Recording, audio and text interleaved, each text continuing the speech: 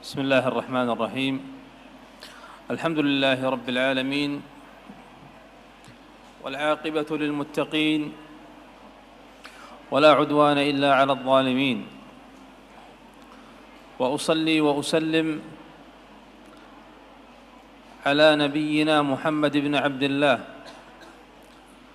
وعلى آله وصحبه ومن اهتدى بهداه. اللهم لا علم لنا إلا ما علمتنا إنك أنت العليم الحكيم. اللهم علمنا ما ينفعنا وانفعنا بما علمتنا وزدنا علما. اللهم إنا نسألك الإخلاص في القول والعمل، ونسألك اللهم القبول. أيها الإخوة الأكارم، يسرني أن ألتقي بكم في هذا اليوم المبارك وفي هذا المكان المبارك لنتحدث عن أمور يحتاجها كل مسلم. لا شك أيها الإخوة أن الله عز وجل أمرنا بأوامر ونهانا عن نواه، والواجب علينا أن نمتثل أمره وننتهي عن نهيه عليه سبحانه وتعالى. أيها الإخوة، موضوعنا كما عرفتم في العنوان هو حق المسلم على المسلم، وهذا الموضوع لا شك أنه واسع ومتشعب، والحقوق لا شك أنها كثيرة، والتي ينبغي على كل مسلم أن يلتزم بهذه الحقوق وأن يؤديها.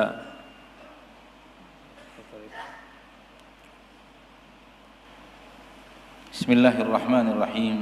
الحمد لله رب العالمين، وأصلي وأسلم على نبينا محمد وعلى آله وصحبه أجمعين.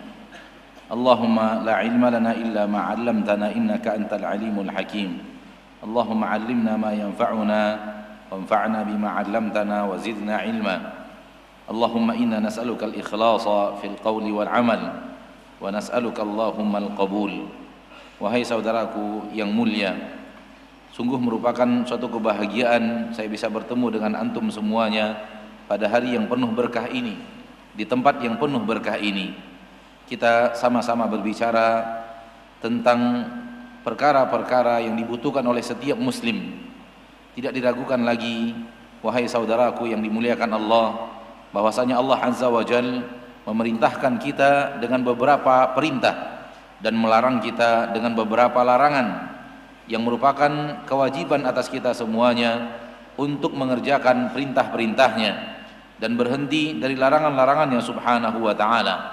Saudaraku yang dimuliakan Allah, tema kita pada kesempatan pada hari yang berbahagia ini, sebagaimana yang telah antum semuanya ketahui melalui iklan yang telah diumumkan, judul kita adalah Haqqul Muslim 'alal Muslim, hak muslim atas muslim lainnya.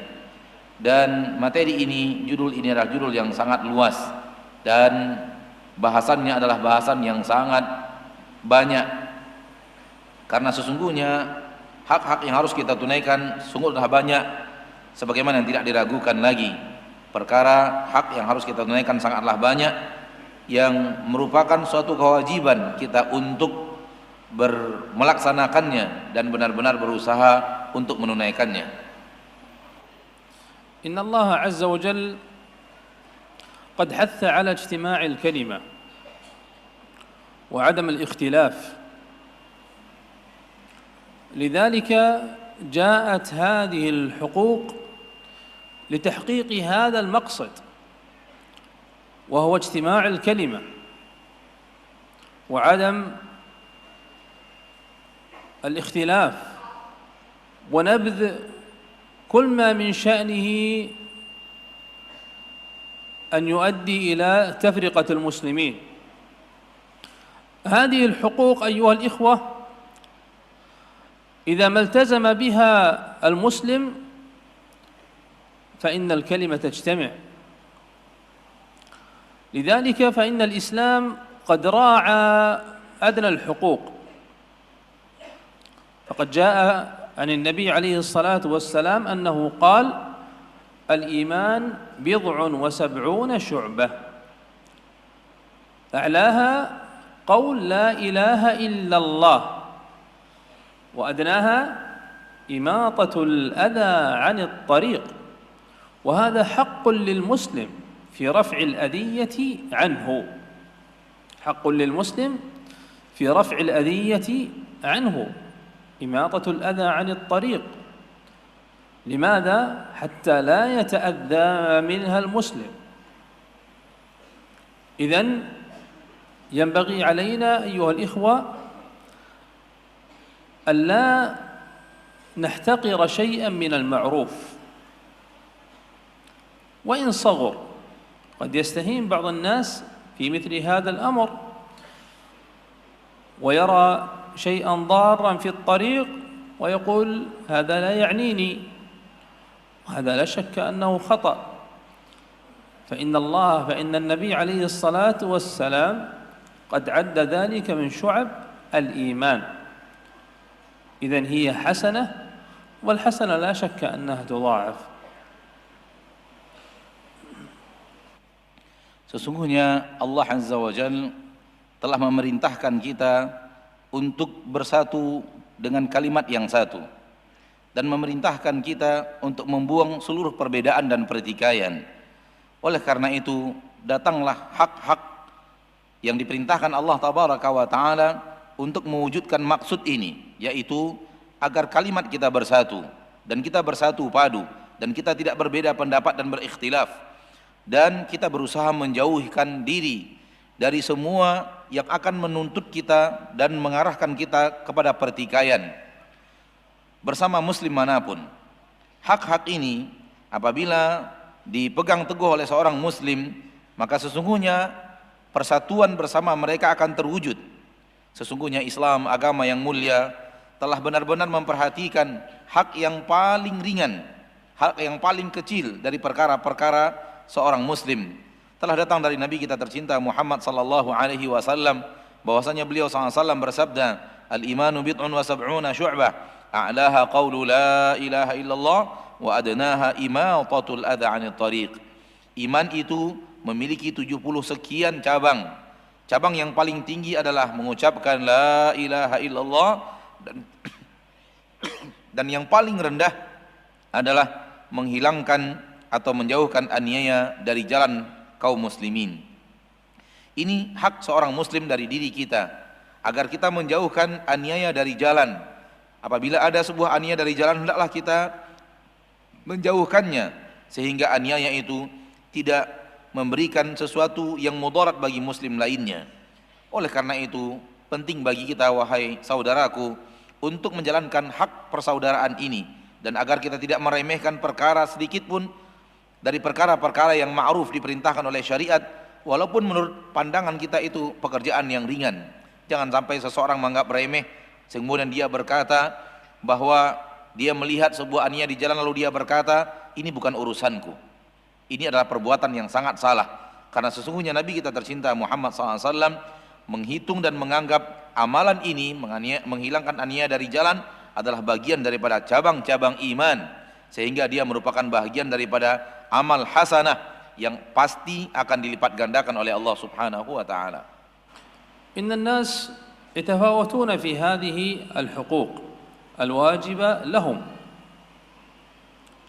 فالقريب لا شك أن حقه أعظم من عامة المسلمين، لأن له حق الإسلام وحق القرابة.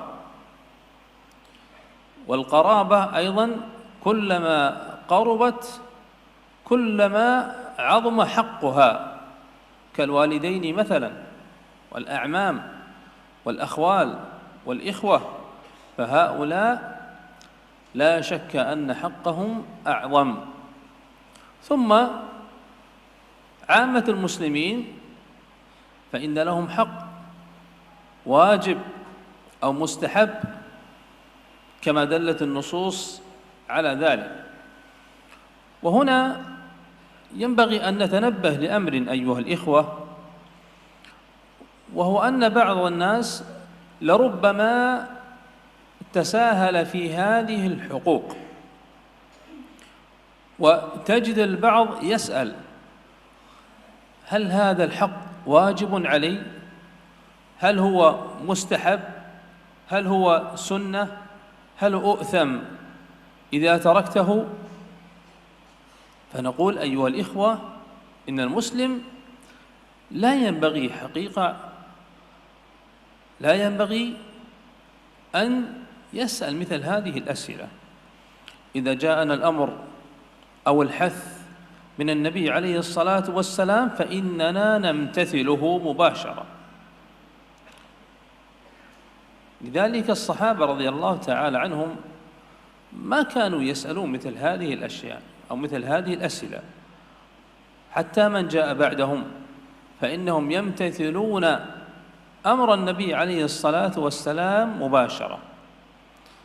لذلك سأذكر بعض الحقوق، وقد يوجد في بعضها أو في وجوبها خلاف بين أهل العلم، فأقول أيها الإخوة،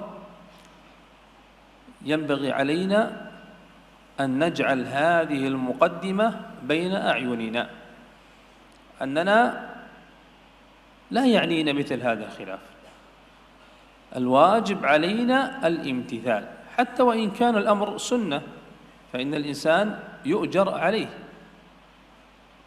فهذا حقيقة مما ينبغي أن يتنبه له المرء المسلم. Sesungguhnya kewajiban bagi kita untuk menunaikan hak-hak yang wajib untuk kita tunaikan. Dan hendaklah saudaraku bahwa orang yang ada hubungan kekerabatan dengan kita, maka kewajiban kita kepadanya lebih besar daripada yang lain, karena dia memiliki beberapa hak yang harus kita tunaikan. Haknya sebagai seorang muslim, haknya sebagai seorang kerabat kita. Dan setiap orang yang lebih dekat hubungan kekerabatan dengan kita, maka haknya semakin besar untuk kita tunaikan. Seperti kedua orang tua kita, saudara-saudara beliau dari ayah kita, saudara-saudara dari ibu kita, saudara-saudara yang seayah seibu dengan kita. Tidak diragukan lagi bahwa hak yang harus kita tunaikan terhadap mereka adalah hak yang sangat besar. Kemudian di bawahnya hak kaum muslimin secara umum. Dan hak kaum muslimin secara umum ada yang wajib dan ada pula yang mustahab, sebagaimana yang telah ditunjukkan oleh nas-nas yang ada di dalam masalah ini.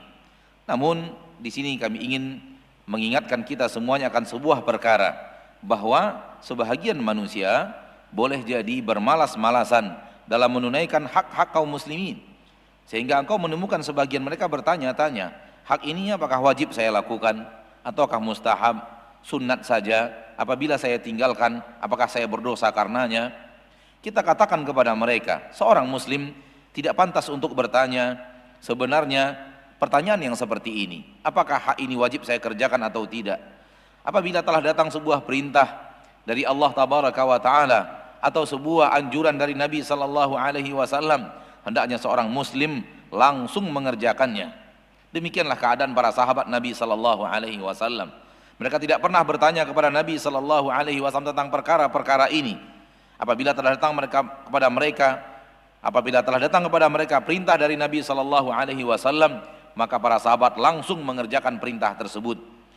Pada kesempatan yang berbahagia ini, saya akan menyebutkan beberapa hak yang akan kita sebutkan sebahagian daripada hak dan sebahagian kewajibannya khilaf di kalangan para ahli ilmu. Namun penting bagi kita untuk memperkokoh apa tadi yang telah kita sebutkan di dalam muqaddimah. Hendaklah apa yang tadi kita sebutkan dalam muqaddimah selalu berada di hadapan mata kita, di depan pelupuk mata kita. Dan hendaklah kita menjadikan muqaddimah yang tadi telah kita ucapkan selalu berada di depan pelupuk mata kita. Hendaklah kita tidak bertanya apakah ini wajib atau tidak wajib.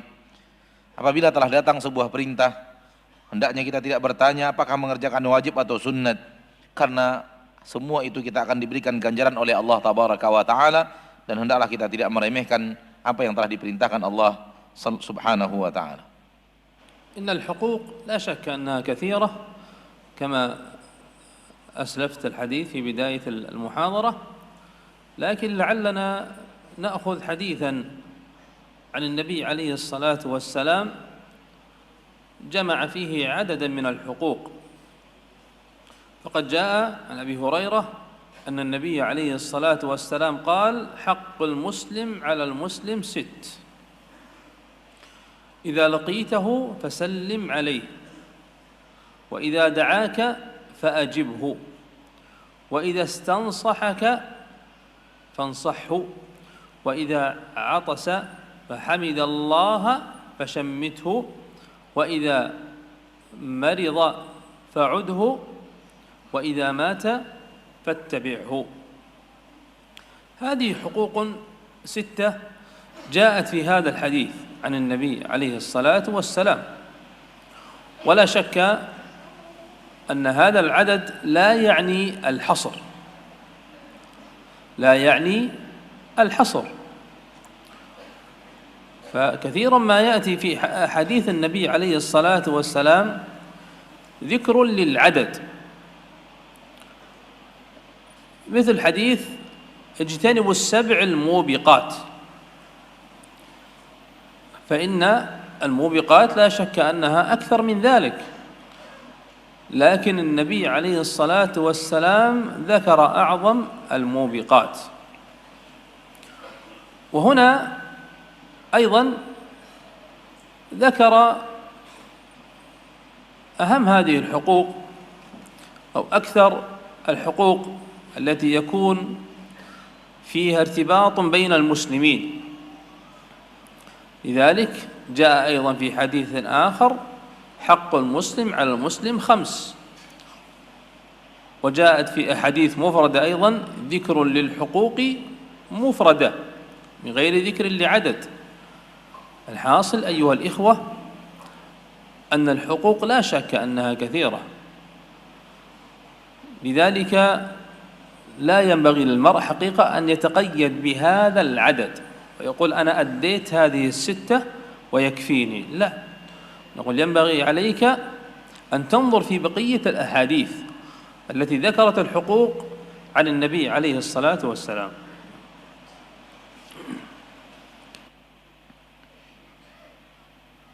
Sesungguhnya hak-hak adalah sangat banyak, seperti yang telah kita sampaikan tadi di awal pembicaraan. Dan mudah-mudahan pada kesempatan kali ini kita menyebutkan sebuah hadis Nabi SAW. Di dalamnya Nabi mengumpulkan kepada kita beberapa hal tentang hak-hak yang harus kita tunaikan. Dari Abu Hurairah radhiyallahu taala anhu, dari Nabi kita tercinta SAW, beliau bersabda: "Haqqul muslimi 'alal muslimi 6, idza laqitahu fasallim 'alaihi, wa idza da'aka fa'ajibhu, wa idza marida wa idza istansahaka fansah, wa idza 'atisa fa'amidallah fashammit, wa idza marida fa'ud, wa idza mata fattabi'." Hak muslim atas muslim lainnya ada 6 perkara. Apabila engkau bertemu dengannya, maka ucapkan salam kepadanya. Apabila dia mengundangmu, maka penuhilah undangannya. Apabila dia minta nasihat kepadamu, maka nasihatilah dia. Apabila dia bersin lalu dia memuji Allah, maka lakukan tashmid kepadanya. Kemudian apabila dia sakit, maka jenguklah dia, dan apabila dia meninggal, maka iringilah jenazahnya. Ini adalah hak-hak muslim yang jumlahnya ada 6, sebagaimana yang telah datang dari Nabi sallallahu alaihi wasallam. Dan tidak diragukan lagi bahwa jumlah ini bukanlah jumlah yang kemudian hanya ini saja dan tidak ada jumlah yang lain. Sungguh telah datang hadis-hadis lain dari Nabi SAW dan jumlahnya banyak, dan itu di dalamnya Nabi menyebutkan jumlah, akan tetapi tidak menunjukkan bahwa hanya sebegitu jumlahnya, hanya itu jumlah dan terbatas di jumlah tersebut. sebagaimana yang datang dari hadis Nabi SAW yang lainnya, ijtanibu as-sab'al mumiqat, jauhilah oleh kalian 7 perkara yang sangat membinasakan. Tidak diragukan lagi bahwa hal yang membinasakan, perkara-perkara yang menghancurkan, sangatlah banyak dari jumlah yang dikatakan Nabi, yaitu 7. Akan tetapi Nabi menyebutkan hal-hal yang membinasakan, yang sangat membinasakan. Maka di sini juga hal yang sama, yaitu Nabi menyebutkan hak-hak yang terpenting di antara hak-hak manusia yang banyak penggunaannya dalam hubungan antara muslim bersama muslim lainnya. Maka datang dari Nabi SAW riwayat lain yang mengatakan hak muslim atas muslim lainnya 5. Datang dari Nabi SAW penyebutan hak muslim atas muslim lainnya hanya 1 saja, tanpa ada bilangan yang lebih daripada itu. Maka oleh karenanya kita ketahuilah bahwasanya hak itu sangat banyak. Akan tetapi penting sekali bagi seorang muslim untuk memperhatikan jumlah ini, dan jangan sampai dia menganggap bahwa hanya sebegitu saja dengan mengatakan aku tunaikan hak muslim yang 6 ini, kemudian cukup itu bagi saya, kemudian tidak mau melihat hal hak lainnya, kewajiban-kewajiban lain yang harus dia kerjakan kepada saudaranya yang muslim. أول هذه الحقوق إلقاء السلام. يقول الله عز وجل وإذا حييتم بتحية فحيوا بأحسن منها أو ردوها. إذا حييتم بتحية فحيوا بأحسن منها أو ردوها. قد ذكر أهل العلم أن السلام سنة ورده واجب. ابتداء السلام سنة مستحبة، لكن رد ذلك واجب، لأن الله قال فحيوا، هنا أمر يقتضي الوجوب. ولا شك أن السلام يذهب كل ما في النفوس من حقد وغل وضغينة. فلربما نجد الرجل قد هجر أخاه سنوات، وإذا مر عليه وسلم عليه وكأنه لم يكن شيء. ولا شك أيها الإخوة أن هذا الأمر من الأشياء التي راعتها الشريعة الإسلامية، وراعت وجود مثل هذه الآداب بين المسلمين.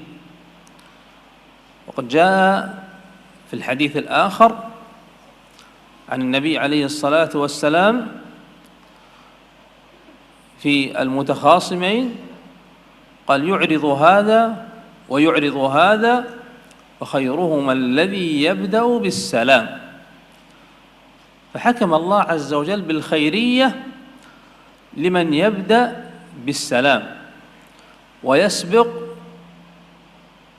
بالسلام على من يقابله. ولا شك أن السلام له آداب كثيرة وأحكام كثيرة لا يتسع المقام حقيقة للتفصيل فيها، لكن حسبنا أن نأخذ بعضا من هذه الآداب التي دلت عليها النصوص الشرعية. Yang pertama daripada hak-hak tersebut adalah mengucapkan salam. Allah tabaraka wa taala berfirman, wa idza huyyitum bi tahiyyatin fahayyu bi ahsana minha aw rudduha. Apabila diucapkan kepada kalian tahiyyah, ucapan salam, maka balaslah dengan yang lebih, fahayyu bi ahsana minha, balaslah salam itu dengan yang lebih baik daripadanya, atau balaslah dia saja, cukup sebagaimana yang dia ucapkan. Di dalam ayat ini Allah tabaraka wa taala memerintahkan kita untuk membalasnya dengan balasan yang lebih baik, atau membalasnya serupa dengan ucapan salam yang diucapkan kepada kita. Ahli ilmu menyebutkan bahwa mengucapkan salam hukumnya sunnat, hukumnya mustahab, namun membalasnya hukumnya adalah wajib. Membalasnya hukumnya adalah wajib. Memulai salam sunnat, namun membalasnya hukumnya adalah wajib. Karena Allah berfirman fahayyu, maka balaslah salam mereka. Dan di salam ini ada perintah dari Allah, dan perintah dari Allah menuntut hukum wajib. Tidak diragukan lagi bahwasanya salam apabila diucapkan akan menghilangkan di hati seorang mukmin hasad, dengki, iri hati dan keinginan untuk menzolimi saudaranya. Dan boleh jadi ada orang yang telah terjadi antara dia dan saudaranya hal yang tidak saling bertegur sapa bertahun-tahun, namun apabila dia memulai dengan mengucapkan salam, maka urusan mereka selesai dan seolah-olah tidak terjadi apa-apa. Maka tidak diragukan lagi bahwa perkara ini adalah perkara yang harus diperhatikan, dan syariat Islam pun telah memperhatikannya dan telah memperhatikan hak ini antar muslim dan muslim lainnya. Datang dalam hadis yang lain bahwasanya Nabi sallallahu alaihi wasallam telah mengucapkan, telah berbicara tentang dua orang yang saling bermusuhan, dua orang yang saling ada pertikaian. Nabi SAW mengatakan, fayu'ridu hadha wa yu'ridu hadha wa khairuhuma alladhi yabda'u bis salam. Dua orang yang bertikai itu, yang ini saling berpaling dan itu pun berpaling. Namun yang terbaik di antara mereka berdua adalah yang pertama kali memulai salam. Di dalam hadis ini Nabi SAW menjanjikan kebaikan untuk orang yang pertama kali memulai salam kepada saudaranya. Maka hendaklah kita berusaha untuk memulai salam apabila ada sesuatu yang terjadi kepada kita dan saudara kita. Tidak bisa diragukan lagi dan tidak diragukan lagi bahwasanya mengucapkan salam ini memiliki adab-adab yang sangat banyak dan memiliki hukum-hukum yang sangat banyak. Akan tetapi pada kesempatan yang berbahagia ini kita tidak mungkin untuk membahasnya secara luas dalam bahasan ini. Akan tetapi cukup kita ambil sebahagian daripada adab-adabnya dan sebagian daripada hukumnya. أول هذه الآداب جاء في قول الله عز وجل في الآية التي مرت معنا وإذا حييتم بتحية فحيوا بأحسن منها أو ردوها فمن بدأك بالسلام فالواجب عليك أن ترد عليه بلفظ أحسن أو تزيد عليه في السلام. من قال السلام عليكم فلتقل وعليكم السلام وتزيد ورحمة الله أو وتزيد ورحمة الله وبركاته أو ردوها أي أنك تقول وعليكم السلام. فلا شك أن الأفضل هو ما ذكره الله عز وجل فحيوا بأحسن منها أو ردوها. الأمر الثاني ما جاء في صيغ السلام وعظيم الأجر المترتب عليها، فقد جاء في الحديث عن النبي عليه الصلاة والسلام أنه جاءه رجل فقال أو وسلم على النبي فقال السلام عليكم يا رسول الله، فرد عليه النبي أو قال السلام عليكم يا رسول الله ثم جلس، فقال النبي عليه الصلاة والسلام 10. ثم جاء آخر فقال السلام عليكم ورحمة الله يا رسول الله، فرد عليه ثم جلس فقال النبي 20. ثم جاء آخر فقال السلام عليكم ورحمة الله وبركاته، أي زاد عن الذي قبله، فرد عليه النبي ثم جلس هذا الرجل فقال النبي 30. أي أن الذي يزيد في صيغة السلام يزداد في الأجر، كما قال النبي عن الأول 10 وقال عن الثاني 20 وقال عن الثالث 30، لأنه جاء بالصيغة الأكمل التي جاءت عن النبي عليه الصلاة والسلام. Telah datang awal daripada adab-adab tersebut telah datang di dalam ayat yang telah dibacakan tadi, yaitu firman Allah tabaraka wa taala wa idza huyyitum bi tahiyyatin fahayyu bi ahsana minha aw rudduha. Apabila kalian diucapkan kepada kalian salam, maka balaslah dengan lebih baik atau balaslah salam tersebut. Maka apabila ada orang yang mendahului engkau dengan mengucapkan salam, maka kewajiban bagimu yang pertama adalah membalasnya dengan lafaz yang lebih baik. membalasnya dengan lafaz yang lebih baik, atau paling tidak engkau membalasnya dengan lafaz yang sama. Apabila dia mengucapkan assalamualaikum, maka balaslah waalaikumsalam warahmatullah, atau balaslah dengan waalaikumsalam warahmatullahi wabarakatuh. Ini yang paling baik. Dan paling tidak engkau membalasnya dengan hal yang serupa dengan mengucapkan waalaikumsalam. Dan tidak diragukan lagi bahwa yang paling afdal adalah membalasnya dengan lebih baik, mengamalkan firman Allah tabaraka wa taala, fahayyu bi ahsana minha, maka balaslah yang lebih baik dengannya atau balas saja. Adapun adab yang kedua, telah datang di dalam bentuk-bentuk lafaz salam, dan telah datang dalam besarnya ganjaran pahala mengucapkan salam dan membalas salam.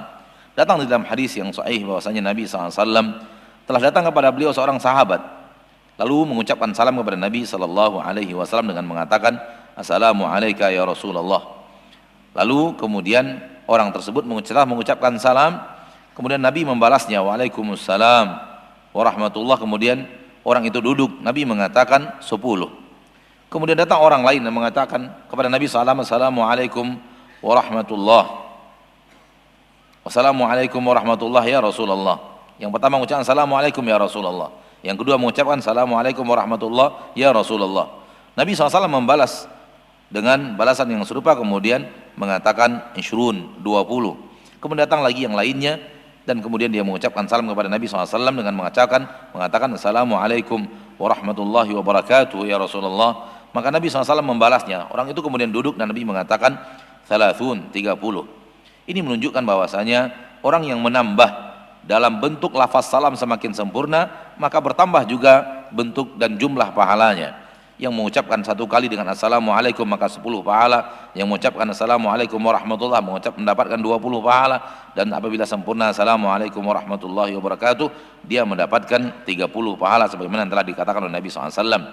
Dan tentunya di dalam hadis ini telah datang suatu yang lebih sempurna, yaitu kita mengucapkan salam supaya kita mengucapkannya lebih sempurna, karena pahalanya pun lebih sempurna. من الآداب أيضا أن يسلم الماشي على الواقف، والقليل على الكثير، والصغير على الكبير، والقائم على القاعد، كما جاء عن النبي عليه الصلاة والسلام. لكن كما قلنا وخيرهما الذي يبدأ بالسلام، بمعنى أن الكبير لربما مر عليه الصغير ولم يسلم عليه، فتجد أنه يترك السلام عليه، وهذا لا شك أنه خطأ. الأمر الرابع أو الأدب الرابع، وهذا الأدب حقيقة يدل على حرص الإسلام على عدم وقوع النزاع بين المسلمين. جاء أيضا في الحديث أنه إذا دخل أحد على أناس نيام فليخفض صوته بالسلام. لاحظتم أيها الإخوة؟ فليخفض صوته بالسلام حتى لا يؤذي النائم، يسمع الجالس ولا يؤذي النائم، لأنه لربما لو آذاه وأيقظه من نومه لربما حصل بينهما خلاف. لذلك الشريعة جاءت بأمور دقيقة حتى في هذا الأمر يراعى النائم حتى لا يحصل خلاف بينه وبين من سلم عليه. الأدب الخامس أن السلام يكون باللفظ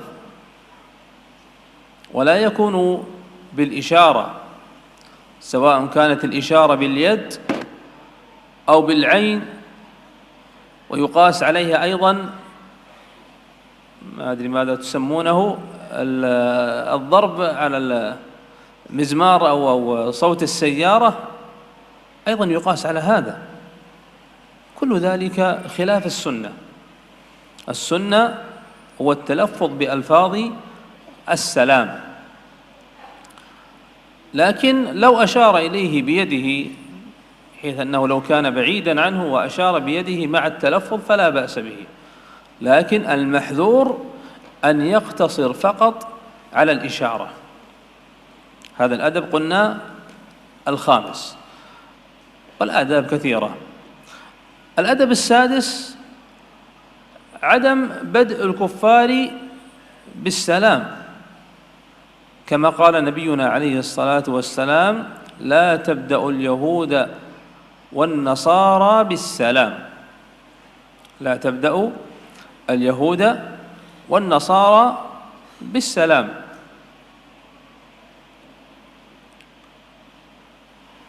الآداب أيها الإخوة قلنا أنها كثيرة، ولعلنا نقتصر على هذه الآداب.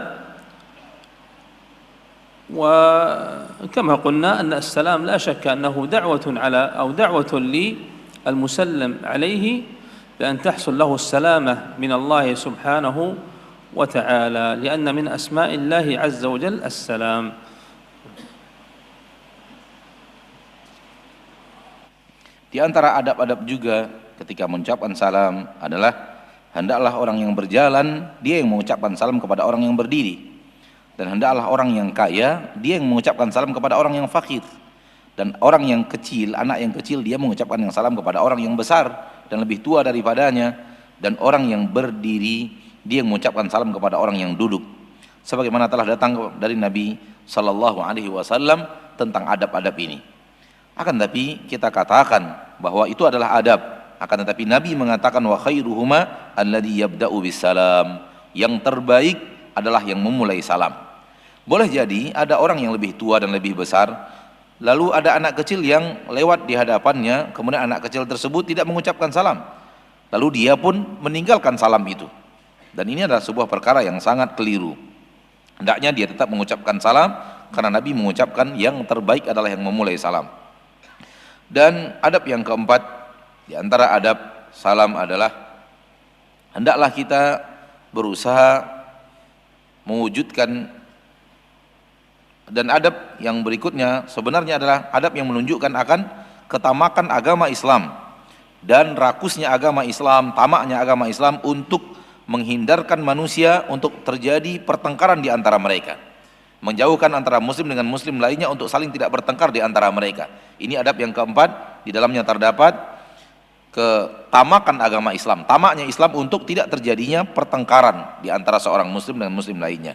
Datang dalam sebuah hadis Nabi SAW mengatakan, apabila salah seorang di antara kalian masuk kepada orang yang sedang tidur, maka hendaklah dia rendahkan suaranya ketika mengucapkan salam. Jadi adab berikutnya adalah merendahkan suara ketika kita mengucapkan salam di hadapan orang-orang yang ada di antara mereka yang tidur. Perhatikanlah saudaraku, bahwa ketika kita mengucapkan salam, hendaklah kita rendahkan suara kita agar kita tidak mengganggu orang lain dengan salam kita, sehingga salam kita yang kita rendahkan suara itu terdengar oleh orang yang sedang duduk namun tidak mengganggu orang yang sedang tidur. Ini adalah adab yang luar biasa. Boleh jadi ketika kita keraskan suara kita, kita membuat orang yang sedang tidur tadi terbangun, sehingga terjadinya khilaf dan pertengkaran antara kita dan dia yang telah mengganggu tidurnya. Lihatlah agama kita yang mulia ini memperhatikan perkara ini, perkara yang seperti ini, agar tidak terjadi pertengkaran, pertikaian di antara manusia. Kemudian hal yang juga harus diperhatikan di dalam salam adalah hendaklah salam diucapkan dengan lafaz. Tidak cukup dengan memberikan isyarat. Ada orang memberikan isyarat dengan tangan, ada orang memberikan isyarat hanya dengan mata, ada orang memberikan isyarat dengan sesuatu, saya tidak tahu kalian menamakannya apa, tapi yaitu dia keraskan suara klakson mobilnya, itu yang beliau maksud. Klakson mobil kalian menyebutnya apa, itu yang beliau maksud. Semua ini khilaf sunnah, tidak sesuai dengan sunnah Nabi SAW, yaitu hanya memberikan isyarat dengan tangan, dengan mata, dengan klakson mobil. Ini berbeda dengan sunnah, karena sunnahnya adalah melafazkan kalimat salam, melafazkannya dengan lisan. Akan tetapi tidak apa apabila dia memberikan isyarat dengan tangannya namun dia lafazkan kalimat ucapan salam itu.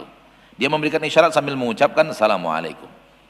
Maka jangan sampai dia hanya mencukupkan dengan isyarat. Hal ini terlarang dalam agama kita. dan salam seperti ini adalah salam yang sangat kurang. Adab yang keenam daripada adab salam adalah hendaklah kita tidak memulai mengucapkan salam kepada orang-orang kufar. Jangan memulainya. Nabi SAW mengatakan, la tabda'ul yahuda wan nasara bis salam. Jangan kalian mendahului orang Yahudi dan orang Nasrani dengan mengucapkan salam. Dan sesungguhnya adab-adab dalam masalah ini sangatlah banyak. Hal ini yang kita cukupkan sampai di sini dulu adab-adabnya. Sebagaimana yang tadi kita katakan, tidak diragukan lagi bahwa salam ini adalah sebuah kemuliaan. Di dalamnya ada doa seorang muslim untuk saudara muslim lainnya, bahwa agar Allah tabaraka wa taala memberikan kepadanya salam. الحق الثاني إجابة الدعوة، إجابة دعوة المسلم لأخيه المسلم إذا دعاه إلى مناسبة، سواء كانت وليمة عقيقة أو وليمة زواج أو أي مناسبة، فإن الحق عليه أن يجيب هذه الدعوة. وقد ذكر بعض أهل العلم أن الاستحباب متأكد في الدعوة إلى وليمة الزواج. وكما ذكرنا في بداية الأمر أيها الإخوة أن مثل هذه الحقوق ينبغي أن نبادر إلى فعلها وأدائها للمسلم، سواء علمنا وجوب ذلك أو استحبابه. ذلك جاء عن النبي عليه الصلاة والسلام أنه قال: شر الوليمة أو شر الطعام طعام الوليمة، تدعى لها الأغنياء وتترك الفقراء، ومن لم يجب الدعوة فقد عصى الله ورسوله، ومن لم يجب الدعوة فقد عصى الله ورسوله. لأن هذه معصية عندما تفرط في إجابة الدعوة. وكما لا يخفى أيها الإخوة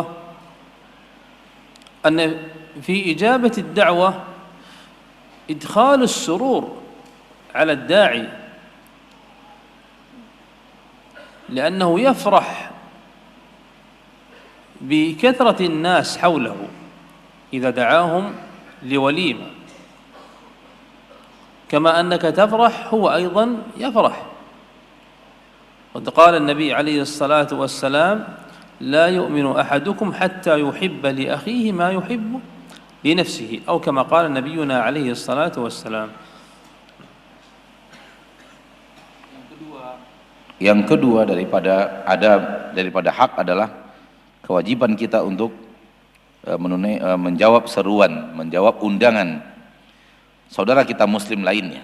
Apabila salah seorang saudara kita mengundang kita untuk sebuah acara yang dia lakukan, mungkin itu adalah walimah untuk akikah atau walimah untuk menikah atau yang lainnya, maka kewajiban kita adalah menjawab seruan itu dan menjawab undangan tersebut.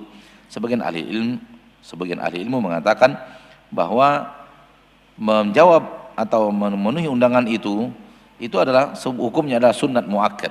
Akan tetapi di walimatuz zawaj, akan tetapi sebagaimana telah kita sebutkan dari awal tadi, hendaklah seorang muslim tidak memperhatikan hukumnya, akan tetapi dia berusaha untuk segera melakukan apa yang telah diperintahkan kepadanya dari menunaikan hak saudaranya. Dia tidak peduli apakah itu hukumnya wajib atau tidak wajib, karena datang dari Nabi SAW. Dan di dalam masalah walimah, Nabi telah mengatakan, syarrut ta'ami ta'amul walimah. Makanan yang paling jelek adalah makanannya walimah. Diundang untuknya orang-orang kaya dan ditinggalkan kaum fakir. Kemudian Nabi mengatakan, wa man lam yujib da'wah faqad 'asallaha wa rasulah. Namun barang siapa yang tidak memenuhi undangan, maka tunggu dia telah berbuat maksiat kepada Allah dan Rasulnya. Maka tidak menunaikan hak saudara kita ketika diundang walimah, maka itu adalah maksiat. Maksiat bagi orang yang memang sengaja untuk tidak datang dan sengaja untuk menyepelekan undangan tersebut. Dan sebagaimana yang tidak lagi tersembunyi dari antum semuanya, bahwa di dalam memenuhi undangan saudara kita yang mengundang, di dalamnya terdapat bahwa kita membuat memberikan kebahagiaan kepada orang yang mengundang kita.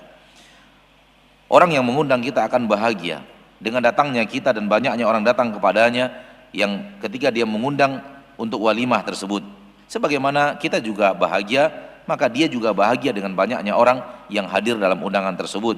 Dan Nabi SAW telah bersabda, la yu'minu ahadukum hatta yuhibba li akhihi ma yuhibbu li nafsih.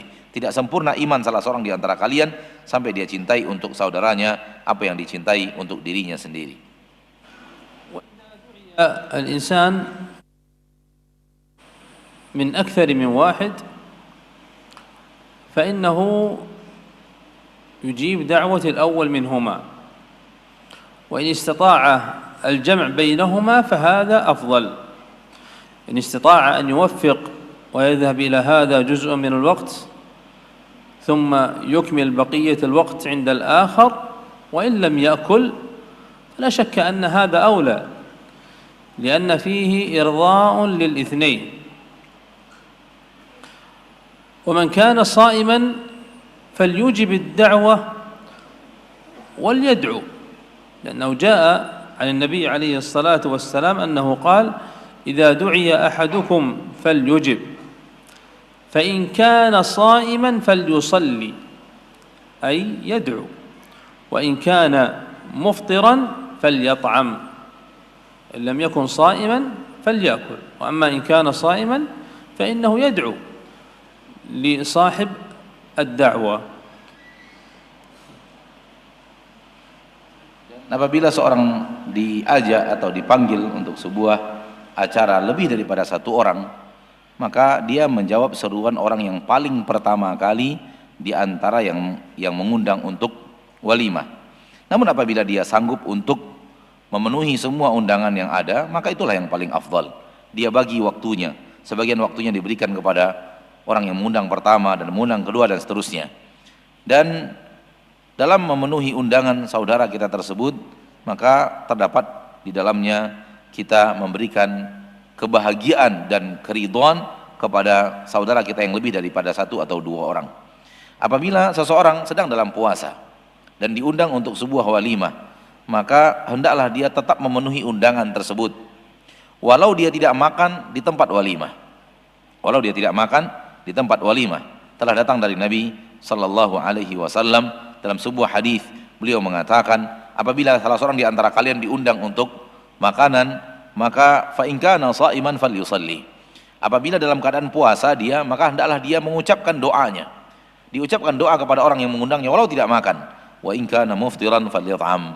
Namun apabila dia tidak berpuasa, makalah hendaklah dia makan juga.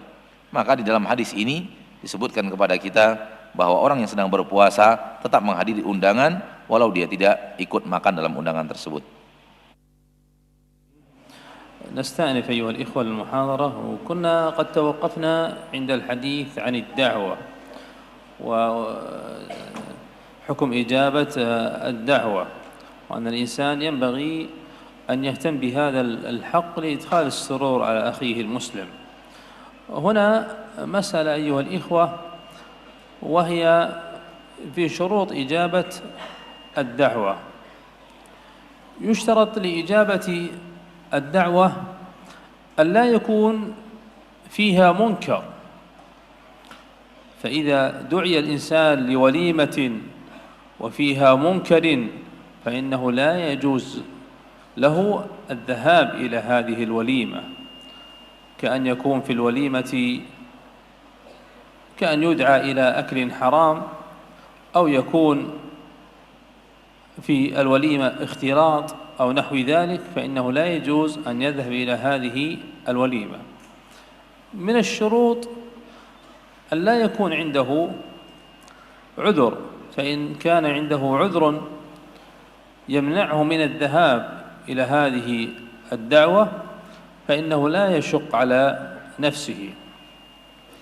الأمر الثالث أنه ينبغي للداعي أيضا أن لا يشق على المدعوين في إلزامهم بالحضور والغضب عليهم إذا لم يحضروا،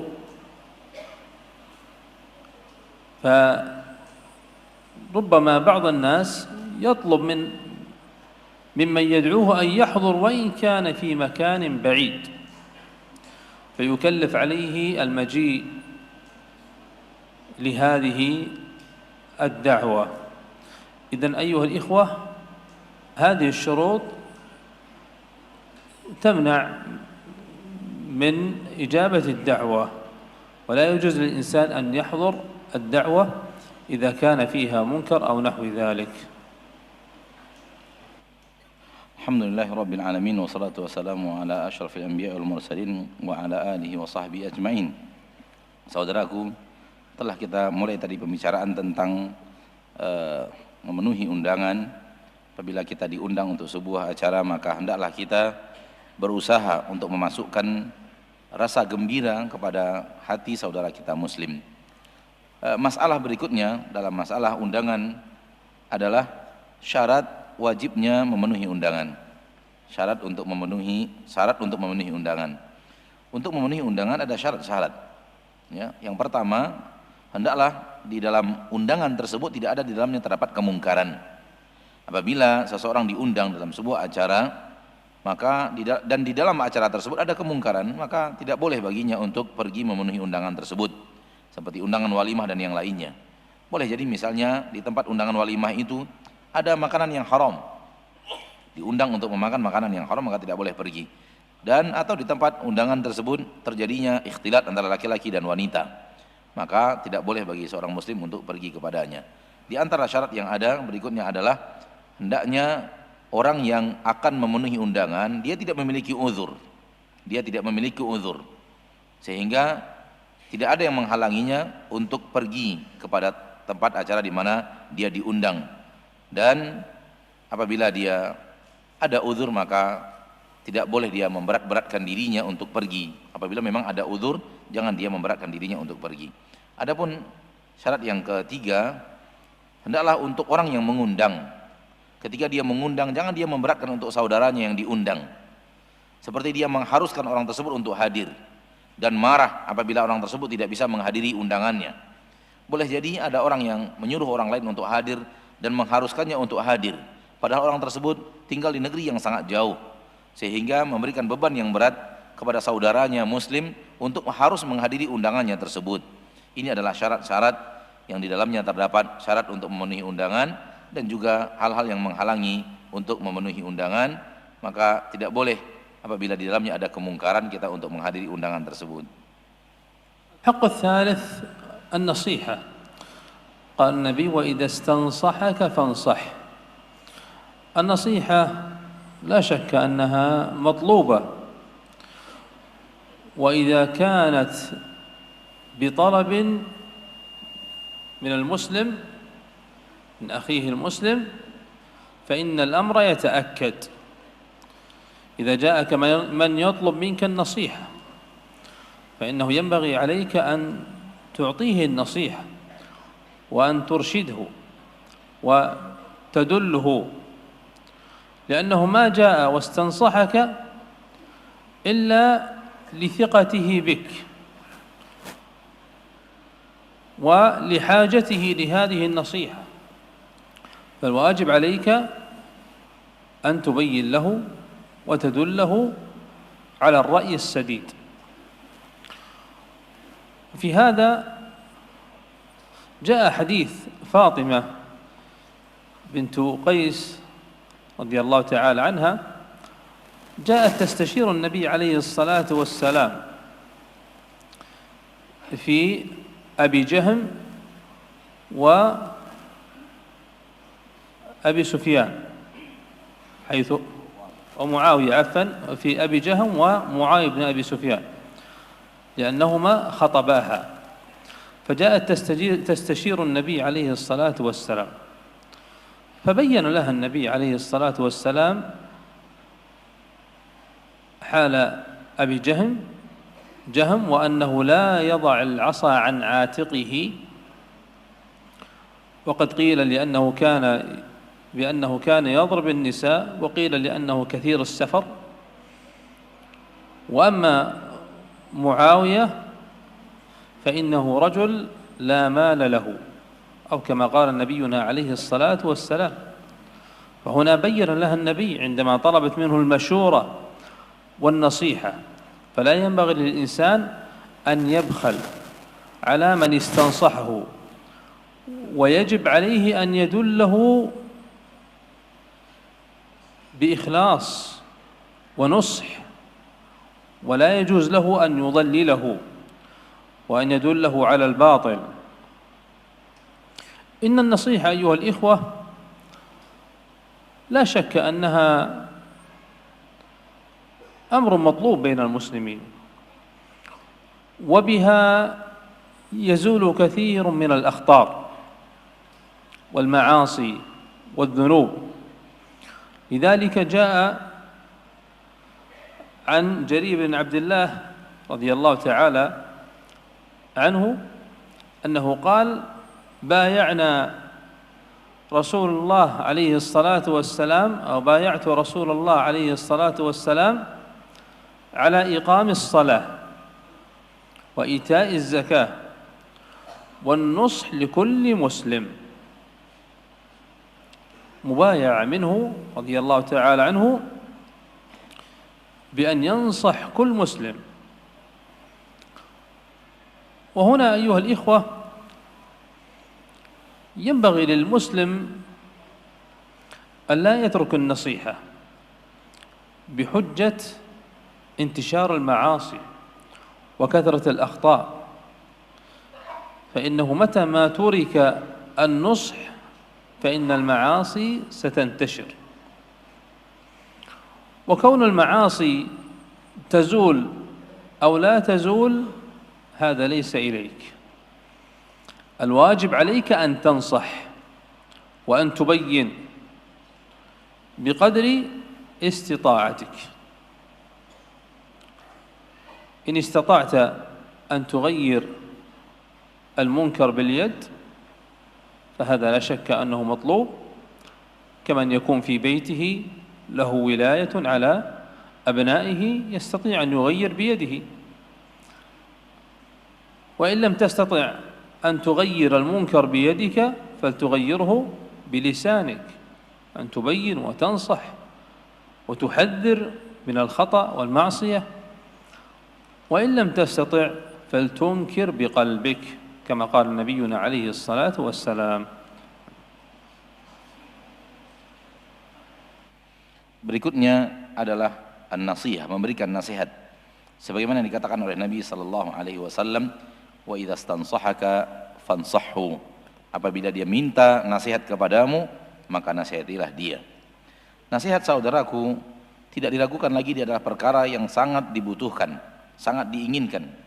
Apabila datang seorang saudaramu muslim yang minta nasihat kepada saudaranya muslim, maka perkara ini semakin harus sangat dikerjakan, karena dia tidak datang kepadamu meminta nasihat melainkan karena dia membutuhkan nasihat itu. Maka berikan nasihat itu kepadanya, arahkan dia, tunjukkan dia jalan yang terbaik. Sesungguhnya apabila datang meminta nasihat kepadamu karena kebutuhannya kepadamu dan hajatnya kepada nasihat tersebut, maka wajib bagi Anda untuk memberikan nasihat kepadanya dan mengarahkannya kepada pendapat yang terbaik.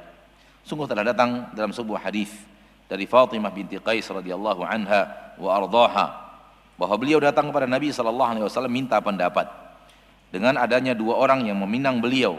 Pertama Abu Jaham, yang kedua Muawiyah bin Abi Sufyan radhiyallahu anhuma wa ardhahuma, bahwa kedua sahabat ini datang meminang Fatimah, dan Fatimah datang kepada Nabi sallallahu alaihi wasallam minta nasihat. Maka Nabi sallallahu alaihi wasallam menerangkan kepada Fatimah keadaan kedua sahabat. Nabi SAW menyebutkan bahwa Abu Jaham annahu la yada'ul asa an atiqih. Abu Jaham tidak meletakkan tongkat dari pundaknya. Kata para ulama sebahagian maksudnya adalah dia selalu memukul perempuan, dan sebagian ulama menyebutkan maknanya adalah dia orang yang selalu bersafar, sering bersafar. Adapun Muawiyah, kata Nabi SAW kepada Fatimah, adapun Muawiyah rajulun la malalah, seorang lelaki yang tidak memiliki harta, atau kama qala Nabi SAW. Dan keadaannya bahwa Nabi SAW memberikan nasihat kepada orang yang datang memberikan nasihat kepadanya. Maka janganlah kita bakhil untuk memberikan nasihat kepada orang yang datang kepada kita minta dinasihati. Wajib bagi kita untuk mengajarkan dan menunjukkan kepadanya jalan yang terbaik dengan penuh keikhlasan. Dan tidak boleh bagi kita untuk kemudian bakhil terhadap orang yang datang kepada kita dan meminta nasihat kepada kita. Dan sesungguhnya nasihat saudaraku tidak diragukan lagi, ini hal yang sangat dicintai sesama muslim, yang dengannya akan hilang banyak sekali kesalahan dan banyak sekali maksiat dan banyak sekali dosa. Oleh karena itu datang di dalam hadis yang lain dari Jarir bin Abdullah radhiyallahu taala anhu wa ardahu, beliau berkata, bay'atu Rasulullah SAW ala iqamis salah wa ita'iz zakah wa nusi likulli muslim.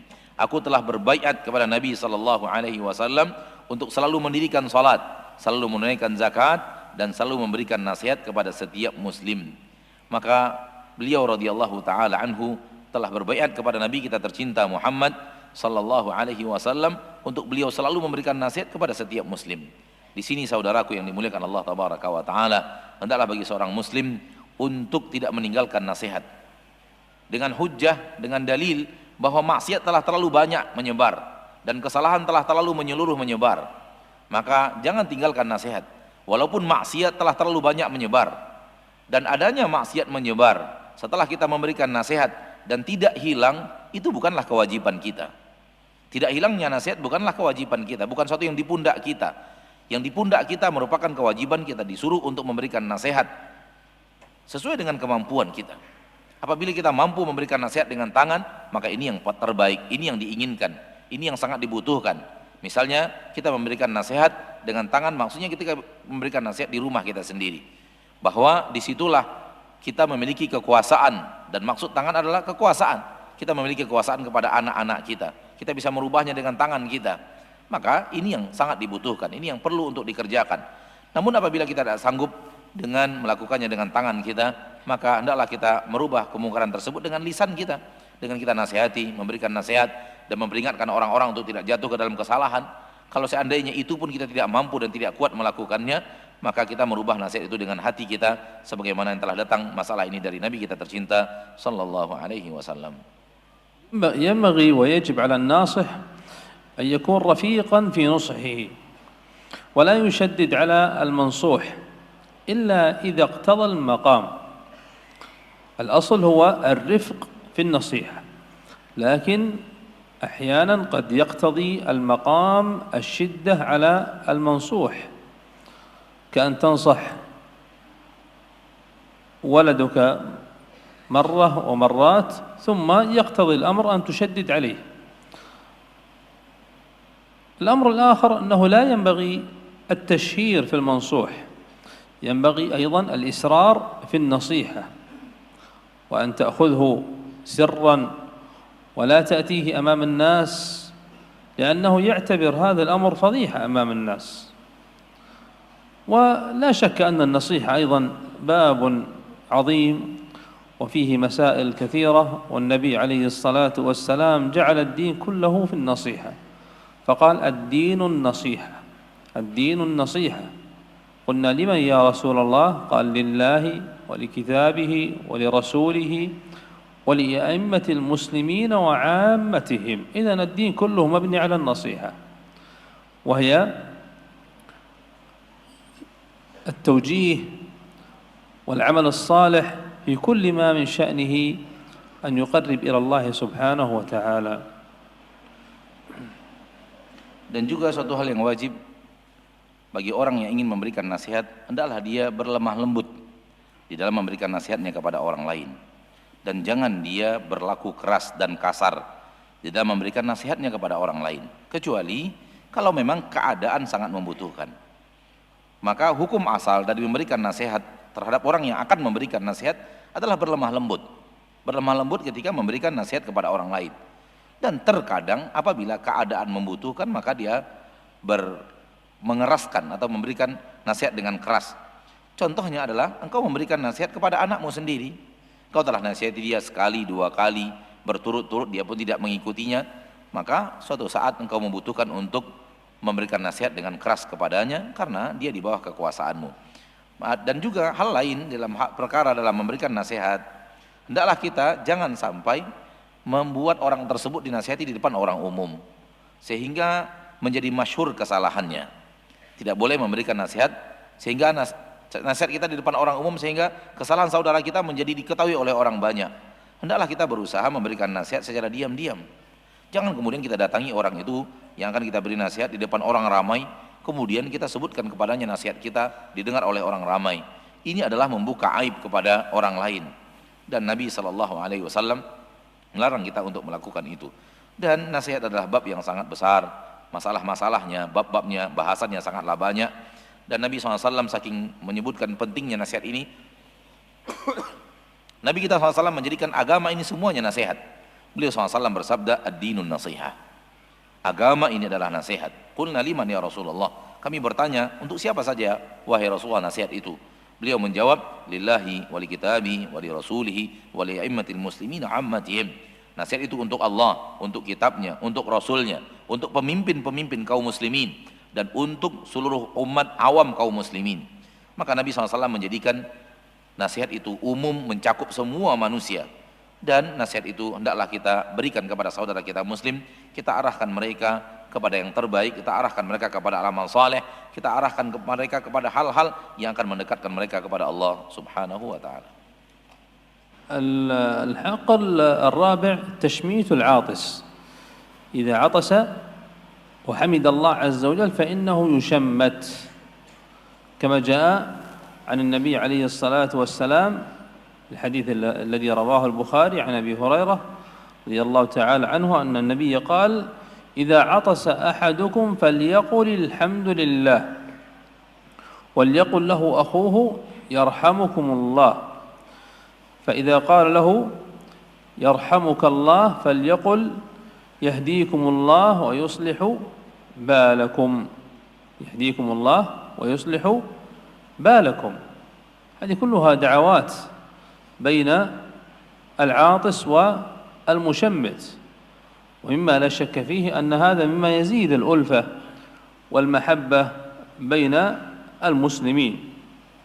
مما يجوز أيضا في هذه المسألة تشميت الكافر، تشميت الكافر ويشمت له بالهداية والصلاح، كما جاء أن اليهود كانوا يتعاطسون عند النبي عليه الصلاة والسلام رجاء أن يقول لهم يرحمكم الله، فكان يقول لهم عليه الصلاة والسلام يهديكم الله يهديكم الله لأنهم كفار، فدعا لهم النبي عليه الصلاة والسلام بالهداية.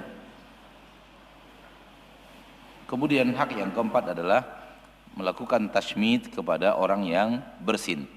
Tashmid adalah mengucapkan yarhamukallah kepadanya. Dan apabila saudara kita bersin kemudian dia memuji Allah, hendaklah dia setelah bersin memuji Allah, maka lakukanlah tashmid kepadanya. Lakukan tashmid kepadanya. Tashmid adalah mengucapkan yarhamukallah. Imam Al-Bukhari meriwayatkan hadis dari Nabi kita tercinta SAW dari Abu Hurairah radhiyallahu taala anhu wa ardhah, dari Nabi sallallahu alaihi wasallam, Rasulullah SAW bersabda, "Idza atasa ahadukum," apabila salah seorang di antara kalian bersin, falyaqul alhamdulillah, hendaklah dia ucapkan alhamdulillah, wal yaqul lahu akhuh, dan hendaklah saudaranya mengucapkan kepadanya yarhamukallah. Apabila saudaranya mengucapkan kepadanya yarhamukallah, falyaqul, hendaklah dia ucapkan kepada saudaranya yahdikumullah wa yuslihu balakum. Semoga Allah memberikan hidayah kepada kalian dan memberikan kepada kalian keadaan yang lebih baik, menjadikan lebih baik keadaan kalian. Ini semuanya adalah ucapan-ucapan penuh dengan doa untuk saudara kita, antara orang yang bersin dan orang-orang yang memberikan tashmid kepada saudaranya. Dan doa untuk saudara kita muslim tidak diragukan lagi akan menambah kasih sayang sesama muslim, kecintaan sesama muslim, sesama kaum muslimin akan tambah cinta apabila saling mendoakan. Kemudian perkara berikutnya yang harus diketahui bahwasanya boleh hukumnya kita untuk memberikan tashmid kepada orang yang kafir. Apabila seorang kafir bersin lalu kemudian kita doakan tashmid dia dengan hidayah kepada Allah tabaraka wa taala, dan ini ditunjukkan dalam hadis Nabi SAW bahwa ada sekelompok orang Yahud, mereka bersin di sisi Nabi sallallahu alaihi wasallam, dan datang riwayat bahwa orang kafir itu mengucapkan alhamdulillah, maka Nabi mengatakan kepadanya yahdikumullah wa yuslihu balakum, yahdikumullah, semoga Allah memberikan hidayah kepada kalian. Karena mereka orang kafir, maka Nabi SAW memberikan doa kepada mereka agar mereka mendapatkan hidayah. من آداب العطاس أن العاطس إذا عطس ينبغي عليه أن يخفض صوته وأن يضع شيئا على فمه حتى لا يؤذي من حوله، كما كان النبي عليه الصلاة والسلام يفعل ذلك.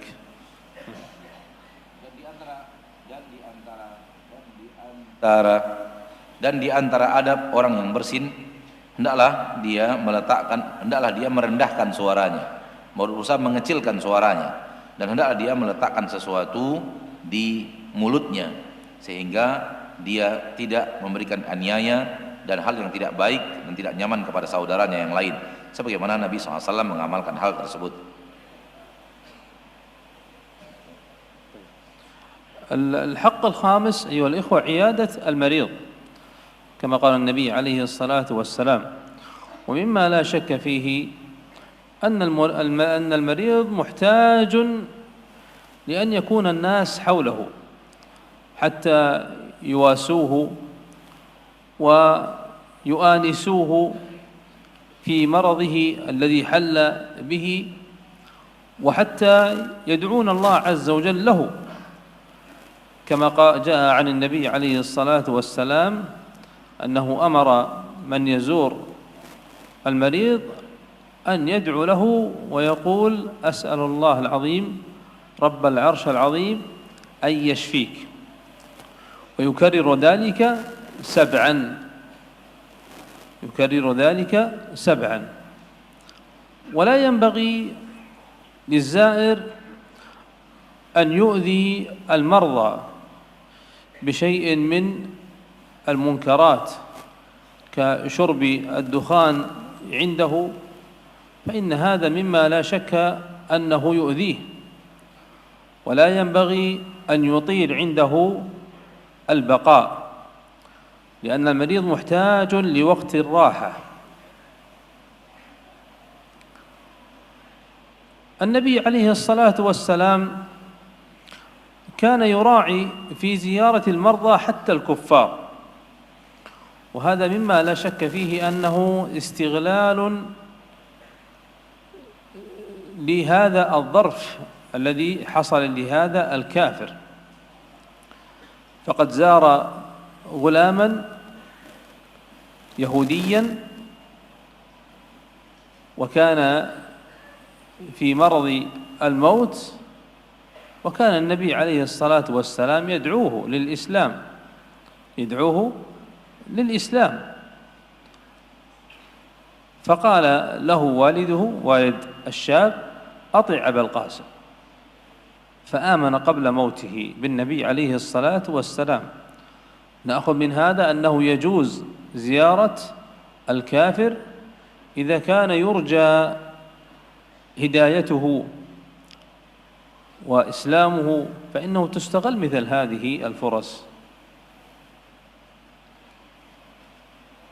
Yang kelima di antara hak muslim adalah kita menjenguk orang yang sakit, sebagaimana yang telah disampaikan oleh Nabi SAW dalam hadis yang telah kita bacakan. Di antara hal yang tidak diragukan lagi, bahwa orang yang sedang sakit membutuhkan ada orang-orang di sekitarnya yang memberikan kepadanya sesuatu yang membuat dia senang, yang memberikan kepadanya ketenangan, ketentraman, ucapan-ucapan yang baik di saat dia sakit, yang dia terasa sakit olehnya. Dan hendaklah orang yang menjenguk orang sakit berdoa kepada Allah Tabaraka wa Ta'ala dan mendoakan orang yang dikunjungi. Telah datang kepada dari Nabi SAW perintah kepada orang yang menziarahi orang yang sakit untuk mendoakannya, dan Nabi SAW menganjurkannya hal yang demikian. Beliau datang menjenguk orang yang sakit dan mengucapkan kepada dia, Asallallahu al-Azim Rabbal Arsyil Azim an yushfiyak, aku berdoa kepada Allah yang maha besar, pemilik Rabb Arsy yang sangat besar, aku memohon agar ia memberikan kesembuhan kepadamu, dan hendaklah dia ulang itu sebanyak 7 kali. Hal yang penting bagi orang yang pergi menziarahi saudaranya yang sakit, hendaklah dia jangan memberikan aniaya dan memberatkan orang yang sakit dengan sesuatu kemungkaran yang ada di sekitar orang yang sakit, seperti mungkin dia merokok di dekat orang yang sakit, maka ini akan memberikan aniaya kepada orang yang sakit. Di antara hal juga, di antara adab menziarahi orang yang sakit adalah hendaklah dia jangan berlama-lama ketika menziarahi orang yang sakit, menjenguk orang yang sakit, jangan berlama-lama di sisinya, karena seorang yang sakit butuh istirahat. Maka hendaklah kita mengamalkan dan memperhatikan di dalam menziarahi orang yang sakit, ya, hal-hal tersebut. Juga perkara yang harus diketahui bahwasanya dalam ziarah orang yang sakit, bahwa bolehnya menziarahi atau menjenguk orang kufar yang sedang sakit. Orang kufar yang sedang sakit boleh dijenguk, dan memanfaatkan kesempatan ini, ya, untuk memberikan manfaat kepada orang kafir. Sungguh Nabi SAW telah menjenguk seorang anak yang sakit, dan itu adalah anak orang Yahudi. Dan anak itu sakit, ketika itu datanglah setelah itu kematian kepadanya, dan Nabi memanfaatkan kesempatan itu untuk mendakwahinya untuk masuk ke dalam agama Islam. Dan anak itu kemudian berkata, ayahnya kepada anak yang sedang sakit itu, ati Abul Qasim, taatilah Abul Qasim, yaitu taatilah Nabi Muhammad sallallahu alaihi wasallam. Maka berimanlah anak itu kepada Nabi sallallahu alaihi wasallam sebelum kematiannya. Oleh karena itu, dari sini kita ambil pelajaran bahwasanya boleh untuk menjenguk seorang kafir ketika dia sedang sakit, dengan harapan hidayah diberikan oleh Allah tabaraka wa taala kepadanya. Kita manfaatkan kesempatan yang ada untuk mendakwahinya kepada agama Allah subhanahu wa taala. عند زيارة المريض أيضا يقوى عنده جانب الرجاء بالله سبحانه وتعالى، يقوى عنده جانب الرجاء بالله عز وجل، وأنه لا ينبغي له أن ييأس من رحمة الله عز وجل، وليذكر بأن الله عز وجل رحيم بعباده، وأنه متى ما دعا الله عز وجل واستغفر الله عز وجل فإنه سيشافيه مما هو فيه من مرض. أيضا يذكر بالتوبة والرجوع إلى الله سبحانه وتعالى، لا سيما إذا كان في مرض مزمن لا يرجى برؤه، أو كان في الساعات الأخيرة من عمره، وهذا يعرف بعلامات يستدل بها على ذلك، فإنه يذكر بالتوبة والرجوع إلى الله سبحانه وتعالى. Juga ketika kita menziarahi orang yang sakit, hendaknya kita memberikan nasihat kepadanya agar dia memperkuat rasa harapnya kepada Allah tabaraka wa taala, memperkuat sifat berharap kepada Allah subhanahu wa taala. Dan hendaklah jangan dia putus asa dari rahmat Allah subhanahu wa ta'ala. Hendaklah kita ingatkan dia bahwasanya Allah subhanahu wa ta'ala maha pengasih dan penyayang kepada hamba-hambanya. Maka apabila dia berdoa kepada Allah tabaraka wa ta'ala dan meminta ampun kepada Allah subhanahu wa ta'ala, kita katakan, apabila engkau rajin berdoa dan minta ampun kepada Allah, maka insya Allah Allah akan sembuhkan penyakitmu ini. Kemudian di antara hal yang juga penting ketika kita menziarahi orang yang sakit adalah ingatkan dia untuk bertobat kepada Allah dan untuk rujuk kembali kepada Allah subhanahu wa ta'ala. Apatah lagi apabila kita melihat bahwa penyakit yang dideritanya adalah penyakit yang sangat panjang, penyakit yang telah lama, atau sebuah penyakit yang memang sulit untuk dapat kesembuhan. Atau kita nasihati dia untuk bertobat dan rujuk kepada Allah apabila dia sakit di saat-saat terakhir daripada umurnya. Dan kita ketahui itu semua dengan tanda-tanda yang ada, yang telah diketahui oleh orang-orang yang mengerti melihat keadaan dan situasi. Dan hendaklah kita ingatkan dia kepada Allah subhanahu wa ta'ala agar kemudian akhir daripada hayat ini adalah kebaikan. الحق السادس هو اتباع الجنازة، وهو حق من حقوق المسلمين أن تتبع جنازته بعد أن يموت. وكلنا نعلم عظيم الأجر في الصلاة على الجنازة واتباعها حتى تدفن، فقد جاء في هذا بيان الأجر، أن النبي عليه الصلاة والسلام قال: من صلى على جنازة فله قيراط، والقيراط مثل أحد أو جبل أحد من الأجر. ثم قال النبي: ومن اتبعها حتى تدفن فله قيراط. إذن قيراط للصلاة وقيراط في اتباعها حتى تدفن. واتباع الجنازة لا شك أن له آداب، من ذلك أن يسرع في دفنها، فقد جاء عن النبي عليه الصلاة والسلام أنه أمر بالإسراع في دفن الميت، فقال: إما خير تقدمونه إليه، إذا أسرعتم فيها إما أنكم تقدمونه إلى خير أمامه في القبر، وإما شر تضعونه عن أعتاقكم، أو كما قال نبينا عليه الصلاة والسلام. Nah.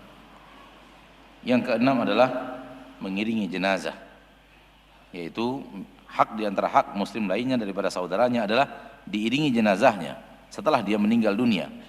Semua kita tahu bahwa semua kita tahu bahwasanya ada pahala yang besar di dalam menyolatkan jenazah, dan ada pahala yang besar di dalam mengiringi jenazah sampai dikuburkan. Telah datang ini dalam hal ini keterangan dari Nabi kita tercinta Muhammad sallallahu alaihi wasallam. Beliau mengatakan, man shalla ala janazah falahu qirat. Barang siapa yang melakukan salat terhadap jenazah, maka dia mendapatkan qirat. Qirat, saudaraku, adalah mendapatkan pahala sebesar Uhud, sebesar gunung Uhud. Maka orang yang telah menyolatkan jenazah mendapatkan pahala sebesar gunung Uhud. Waman ittaba'a falahu qirat. Dan barang siapa yang mengiringi jenazahnya, maka dia juga mendapatkan qirat. Maka satu qirat untuk salat dan satu qirat untuk mengiringi jenazahnya sampai dikuburkan. Dan di dalam mengiringi jenazah juga ada adab-adab yang harus dilakukan.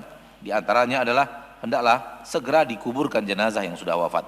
Telah datang dari Nabi sallallahu alaihi wasallam perintah untuk segera menguburkan jenazah, segera menguburkannya apabila dia meninggal dunia. Nabi SAW mengatakan, imma khairun tuqaddimuna ilaih, yaitu maksudnya adalah boleh jadi ada kebaikan yang kalian percepat kepadanya. Maksudnya ada kebaikan yang menunggunya di dalam kuburnya.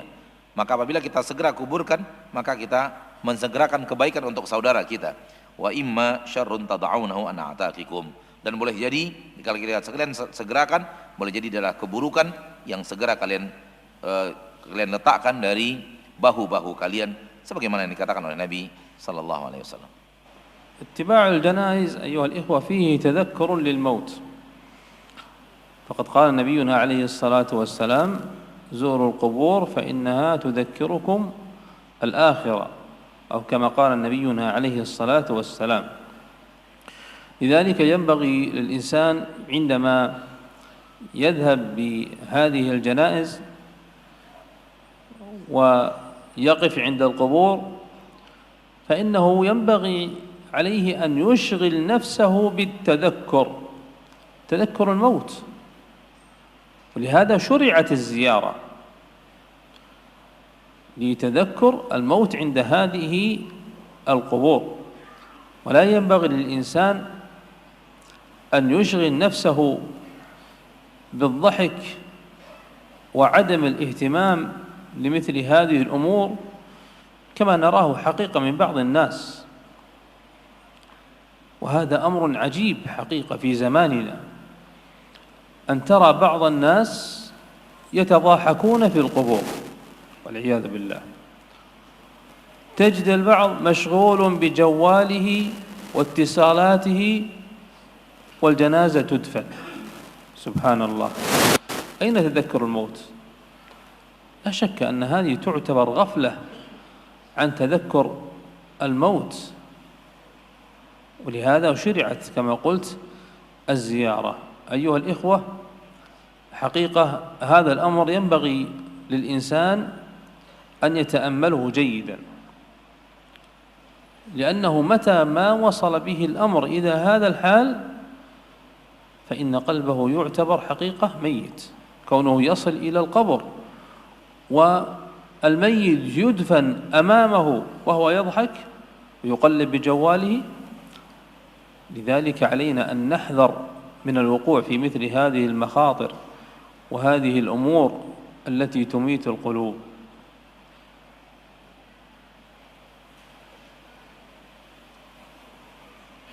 Mengikuti jenazah di dalamnya terdapat manfaat untuk mengingat kematian.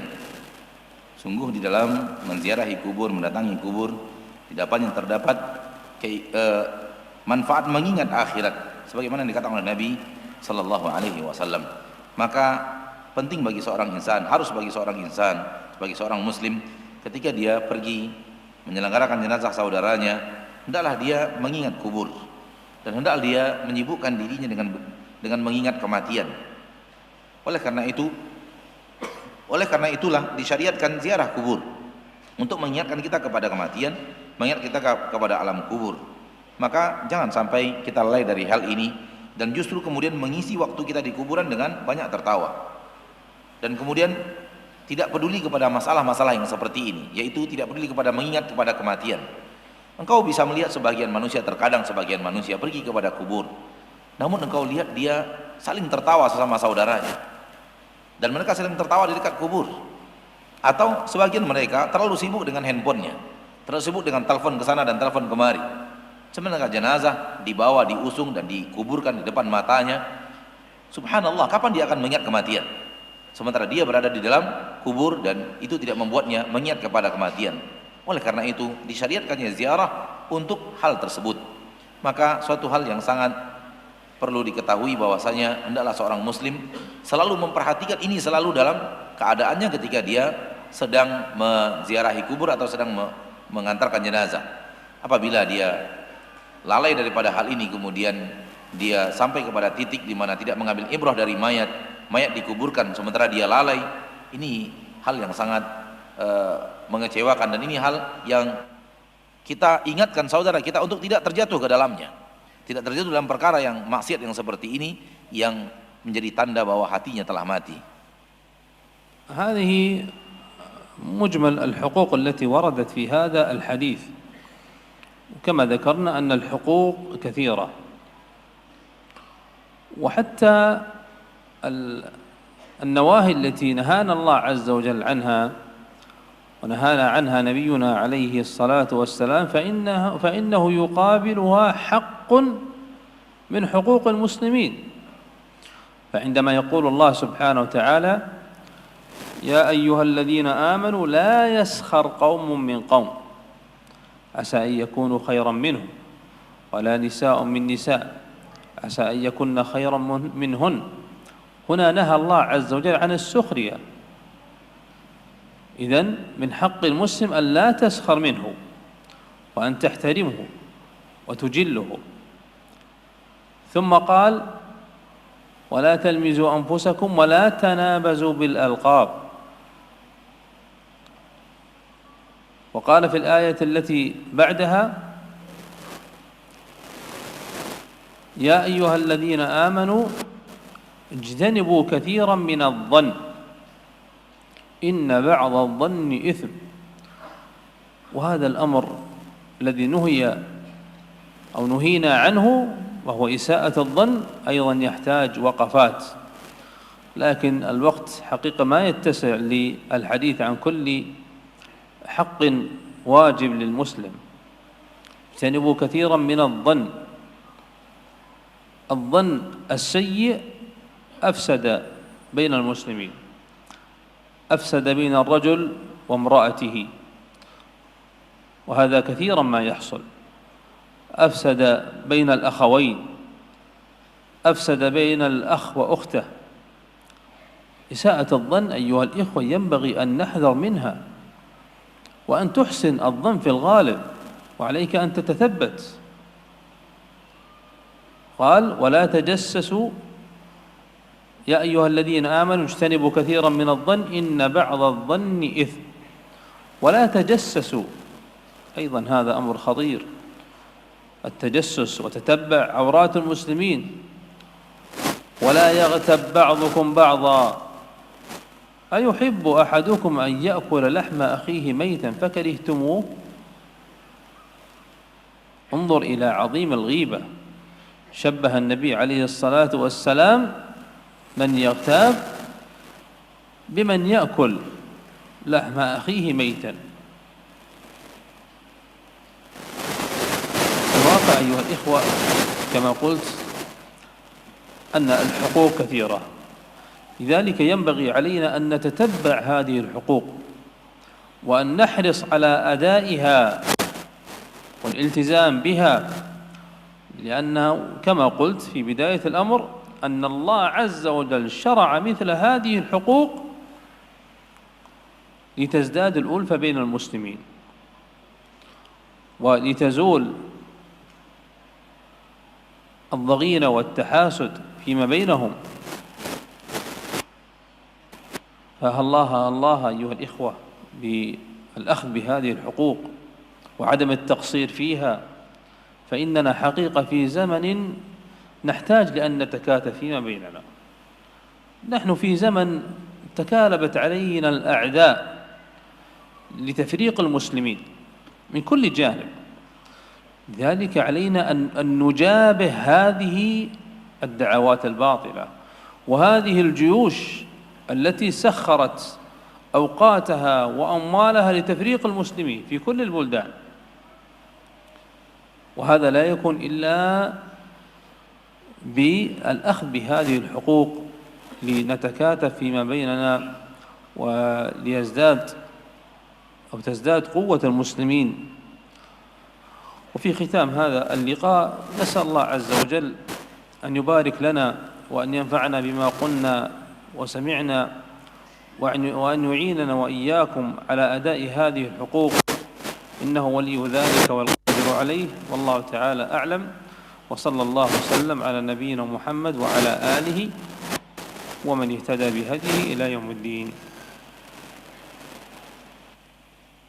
Inilah dia secara global hak-hak yang disebutkan oleh Nabi Sallallahu Alaihi Wasallam di dalam hadis yang tadi telah disebutkan. Kita telah menyebutkan di awal bahwasanya hak itu sangatlah banyak, hak-hak muslim sangatlah banyak dan tidak terfokus kepada hadis itu saja. Bahkan sampai di dalam larangan-larangan yang mana kita dilarang oleh Allah untuk melakukannya dan kita dilarang oleh Nabi Sallallahu Alaihi Wasallam untuk melakukannya. Di dalam larangan itu ada sesuatu yang bertolak belakang dengannya, yaitu hak yang harus kita tunaikan. Sesuatu yang terbalik yang harus kita pahami adalah hak yang harus kita tunaikan. Sebagaimana yang dikatakan oleh Allah Tabaraka wa Ta'ala dalam Al-Quran, Ya ayyuhalladzina amanu la yaskhar qaumun min qaumin asa ayyakunu khairan minhum wala nisa'un min nisa'in asa ayyakunna khairan minhun. Hai orang-orang yang beriman, janganlah sebagian kaum mengolok-olokkan sebagian kaum yang lainnya. Boleh jadi yang diolok-olok lebih baik daripada yang mengolok-olok. Dan janganlah sekelompok wanita mengolok-olok wanita lainnya. Boleh jadi wanita yang diolok-olok itu lebih baik daripada wanita yang mengolok-olok. Di dalam hadis ini Allah Tabaraka wa Ta'ala, dalam ayat ini Allah Tabaraka wa Ta'ala melarang kita untuk mengolok-olok saudara kita. Maka di antara hak muslim yang harus kita tunaikan adalah jangan kita mengolok-olok dia. Jangan kita mengolok-oloknya. Jangan memberikan kepadanya sesuatu yang membuat dia merasa diolok-olok, akan tapi muliakan dia, agungkan dia, dan agungkan dia di depan kita. Kemudian Allah juga mengatakan setelahnya, wala min nisa'in sayakunna khairan minhun wala talmizu anfusakum wala tanabazu bil alqab. Jangan kalian menghina diri kalian sendiri dan jangan kalian saling memberikan gelar yang tidak baik. Maka di dalam ayat ini Allah Tabaraka wa Ta'ala memerintahkan kita untuk tidak memberikan gelar-gelar yang tidak baik kepada saudara kita. Setelahnya Allah mengatakan, setelah ayat ini Allah juga mengatakan di dalam ayat berikutnya, Ya ayyuhalladzina amanu ijtanibu katsiran minadh-dhann inna ba'dadh-dhanni itsm. Hai orang-orang yang beriman, jauhilah banyak sekali daripada perkara zon, yaitu berburuk sangka. Berbanyak-banyak bersangka-sangka, jauhi prasangka-prasangka. Inna ba'dadh-dhanni itsm. Sesungguhnya sebahagian daripada dhon, perkara prasangka, adalah dosa. Di dalam ayat ini Allah Tabaraka wa Ta'ala memerintahkan kita untuk kita tidak berburuk sangka kepada saudara kita. Hendaklah kita berbaik sangka kepadanya. Dan ini adalah sesuatu yang harus kita berikan sebagai hak kepada saudara kita muslim. Berburuk sangka itu merusak di antara kaum muslimin. Perbuatan berburuk sangka telah merusak di antara kaum muslimin, merusak antara seorang suami dengan istrinya. Dan ini terjadi banyak di tengah kaum muslimin. Merusak antara dua orang yang bersaudara, merusak antara seorang saudara dengan saudarinya. Maka hendaklah kita menjauhkan diri kita dari perbuatan berburuk sangka kepada saudara kita muslim. Dan berbaik sangka kepada mereka dalam perkara mayoritas yang kita lalui bersama mereka. Kemudian Allah juga mengatakan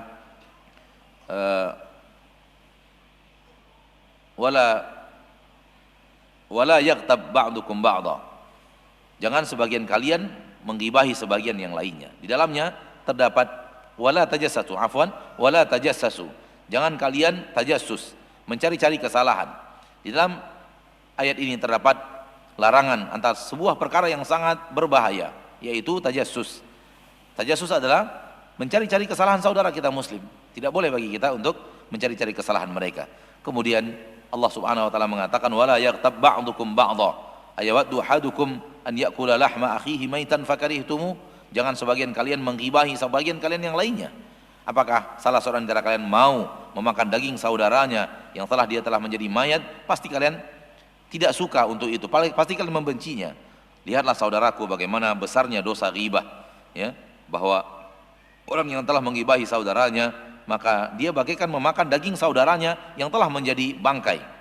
Maka hendaklah kita berhati-hati dalam masalah ini, dan hendaklah kita berusaha menunaikan hak-hak saudara kita, dan hak saudara kita sangatlah banyak, ya. Hendaklah kita berusaha untuk mencari dan memperhatikan apa saja hak saudara kita kepada kita, dan berusaha sekuat tenaga dan tamak kita untuk menunaikan hak-hak tersebut.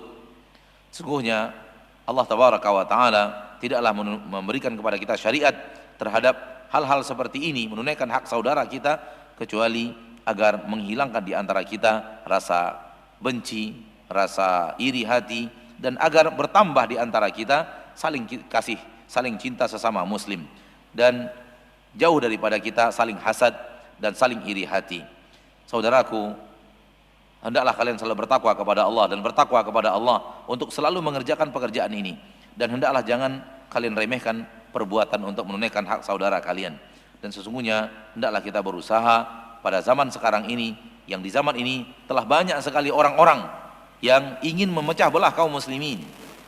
Banyak sekali orang-orang yang telah berusaha untuk memecah belah kita kaum muslimin. Hendaklah kita berjuang dengan cara-cara yang seperti ini, dengan menjalankan undangan saudara kita, dengan menunaikan haknya kepada kita. Sungguh di zaman kita sekarang ini banyak sekali tentara-tentara yang telah mengeluarkan harta-harta mereka dan menyibukkan waktu-waktu mereka gunanya untuk memecah belah kita kaum muslimin. Maka dengan cara seperti ini kita tunaikan hak kita, kita saling bekerja sama, kita saling tolong menolong agar kita bertambah kasih sayang di antara kita dan menjauhkan diri kita dari keinginan musuh-musuh Islam yang ingin memecah barisan kaum muslimin.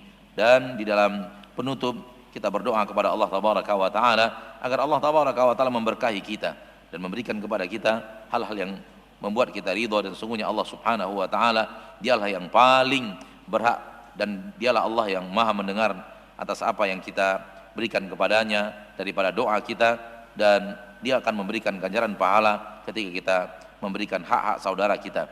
Sesungguhnya Allah dialah yang waliyu dzalika wal qadiru alaih. Wa sallallahu wasallam wa baraka wa an'ama ala abdihi wa rasulih wa man ihtada bihudahu ila yaumiddin.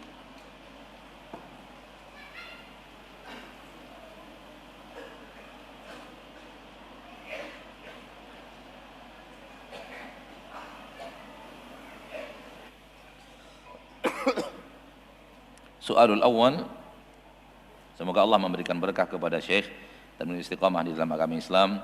Wahai Syekh, bagaimana jika di walimah tersebut terdapat musik? Apakah kita tetap datang atau pulang tidak jadi datang? Barakallahu fikum ya Syekh, wa ja'alallahu lakum istiqamah fil Islam. Ya Syekhana, fa kaifa idza kanat fil walimah yujad musiq? Hal na'ti aw narji' ولا نأتي؟ نعم، الموسيقى أيضا من المنكرات، فإذا حضرت إلى هذه الوليمة ووجدت هذا المنكر فإما أن تنصح بإزالة هذا المنكر إن استطعت أو تغادر. لا يجوز لك البقاء في مثل هذه الأماكن أو في الوليمة التي يوجد فيها الموسيقى، لأن الموسيقى محرمة. نعم. Ya, sesungguhnya musik adalah bagian daripada kemungkaran. Musik bagian daripada kemungkaran. Apabila engkau diundang untuk untuk sebuah acara dan di dalamnya terdapat kemungkaran yaitu musik, maka hendaklah engkau nasihati orang yang engkau bertemu musik di dalam acara dia, nasihati dia untuk menghilangkan kemungkaran itu, atau engkau tinggalkan tempat itu. Tidak boleh bagimu untuk berdiam diri di sana sementara di dalamnya ada kemungkaran.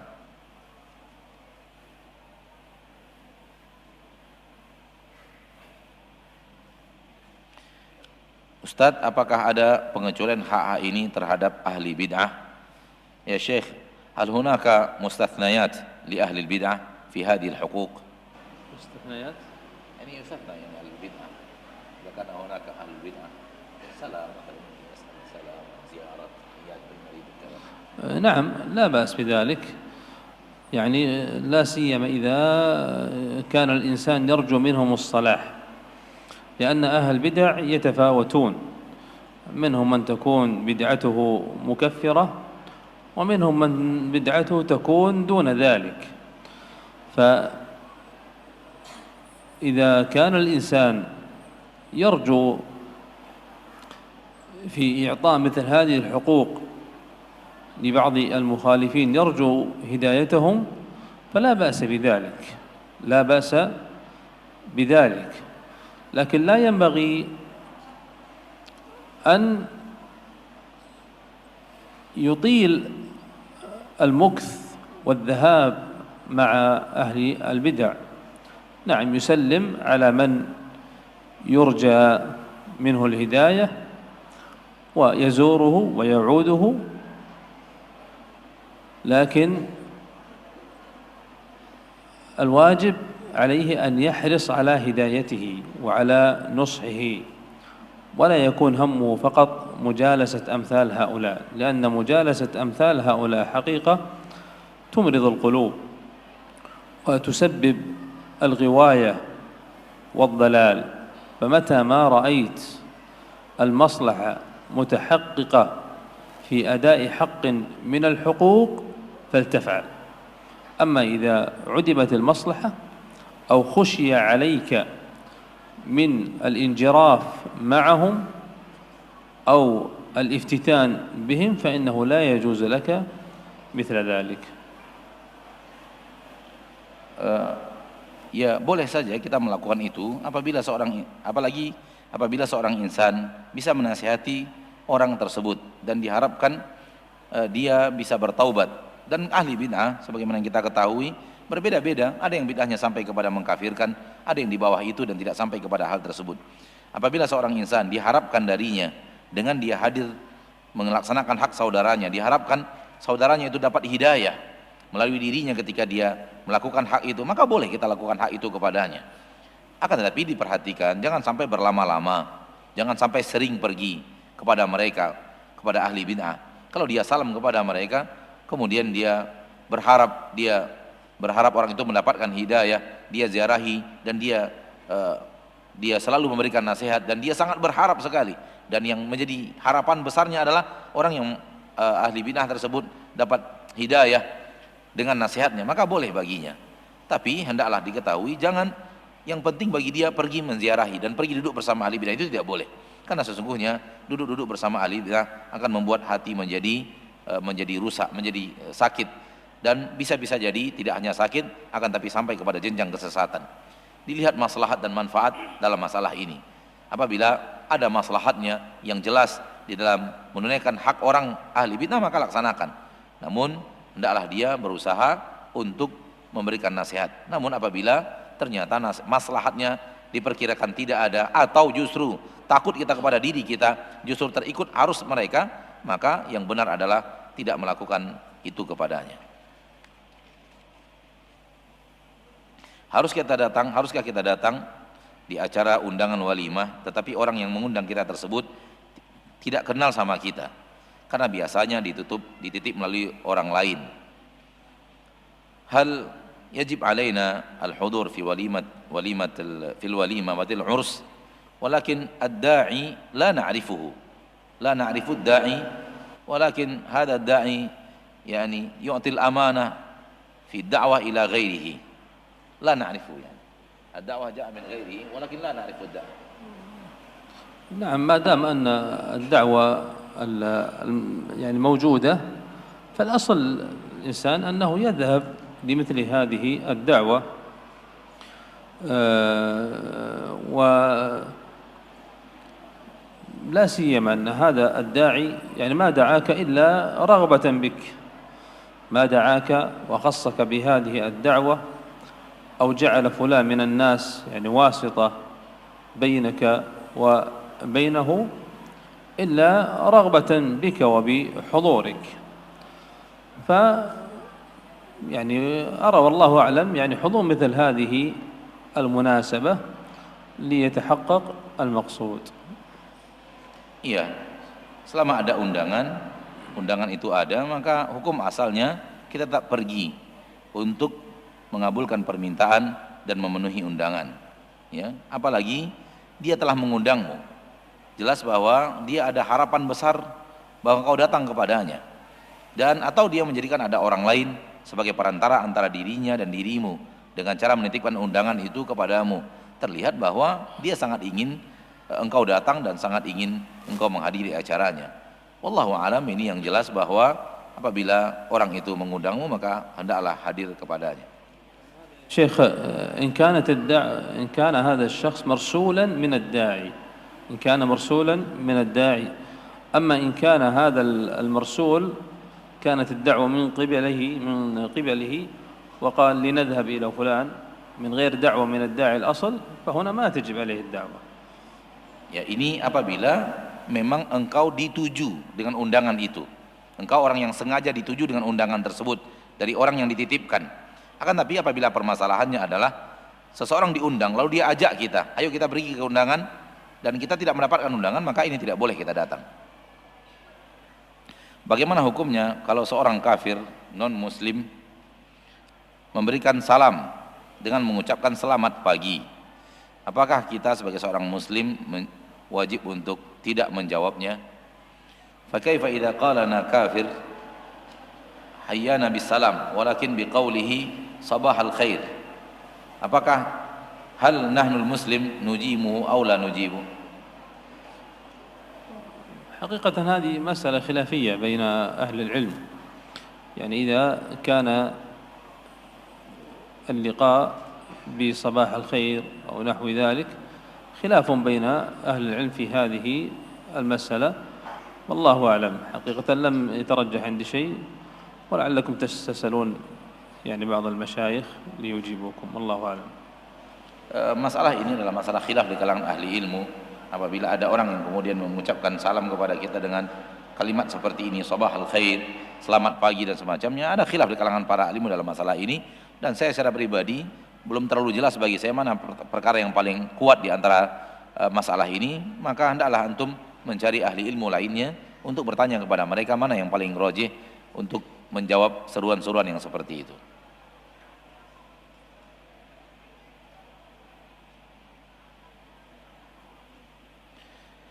Pertanyaan terakhir pada malam ini, barakallahu fikum ya Syekh, jika dalam waktu bersamaan mana yang diutamakan, menghadiri undangan walimah atau menuntut ilmu? Idza tafaqal waqtan fa ayyuhuma yuqaddam, hudur da'watul walimah atau talabul ilm? Atau talabul ilm. Hudur da'watul walimah atau talabul ilm. إذا تعارض. إذا تعارض. نعم. والله ما في شك أن إجابة الدعوة أيضا يعني حق من حقوق المسلم، ولربما يعني هذه الدعوة من هذا الداعي قد تكون مناسبة في سنة أو سنتين أو ثلاثة ولا تعود هذه المناسبة، وطلب العلم لربما أو الدرس ربما تستطيع أن تستدركه في وقت آخر. فلذلك إن استطعت أن تجمع بينهما وإلا ترجح المصلحة، أنت ترجح المصلحة، إما أن تذهب إلى هذا أو إلى هذا. قد يكون حضورك للدرس مثلا واجب ولا يتفوت، كأن يأتي عالم في درس واحد ويمشي، فهنا يعني تحاول أن ترجح بين المصلحتين، وإن إن كنت أرى والله أعلم أن إجابة هذه الدعوة يعني فيها إدخال السرور على المسلم في إجابة هذه الدعوة، فلو قدمت فلعله أولى والله أعلم.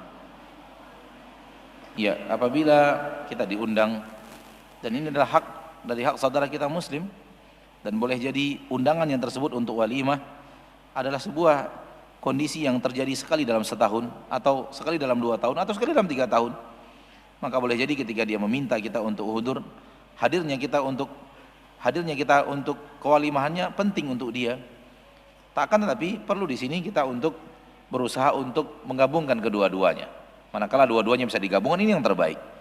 Namun apabila harus dikuatkan salah satu, dilihat dari maslahat sehingga yang satu lebih kuat daripada yang lainnya, maka kita lakukan yang terbaik, yang maslahatnya lebih kuat. Boleh jadi kita pergi ke majelis ilmu, ini adalah seorang guru yang datang hanya sekali-sekali saja. Datang seorang alim memberikan pelajaran dan itu hanya sekali-sekali datangnya. Boleh jadi datangnya kita ke majelis ilmu lebih penting, lebih maslahat. Maka diperhatikan maslahat, dua maslahat ini, mana maslahat yang lebih besar. Boleh jadi hadirnya kita untuk menghadiri walimah lebih maslahatnya lebih besar, karena majelis ilmu yang kita tinggalkan, majelis ilmu yang bisa kita ulang untuk kesempatan berikutnya. Akan tetapi kita bisa berhasil juga memasukkan rasa bahagia, rasa gembira kepada saudara kita. Maka dipertimbangkan dua maslahat, mana maslahat yang lebih besar. Sampai di sini pertemuan kita, saudara-saudara kaum muslimin dan muslimat rahimani wa rahimakumullah. Semoga Allah tabaraka wa taala Rabbul Izzati wal Jalalah memberikan kepada kita berkah di dalam ilmu yang telah kita tuntut dan memberikan kepada kita ilmu yang bermanfaat dan amal yang saleh. Dan semoga Allah tabaraka wa taala ampunkan dosa dan kesalahan kita ketika kita bertemu dengannya, dan semoga Allah tabaraka wa taala tutup dari kita pintu surganya, dan semoga Allah tabaraka wa taala masukkan kita ke surganya. Amin ya rabbal alamin. إلى هنا لقاؤنا وصلى الله وسلم وبارك وأنعم على عبده ورسوله محمد. سبحانك اللهم وبحمدك أشهد أن لا إله إلا أنت أستغفرك وأتوب إليك. والسلام عليكم ورحمة الله وبركاته.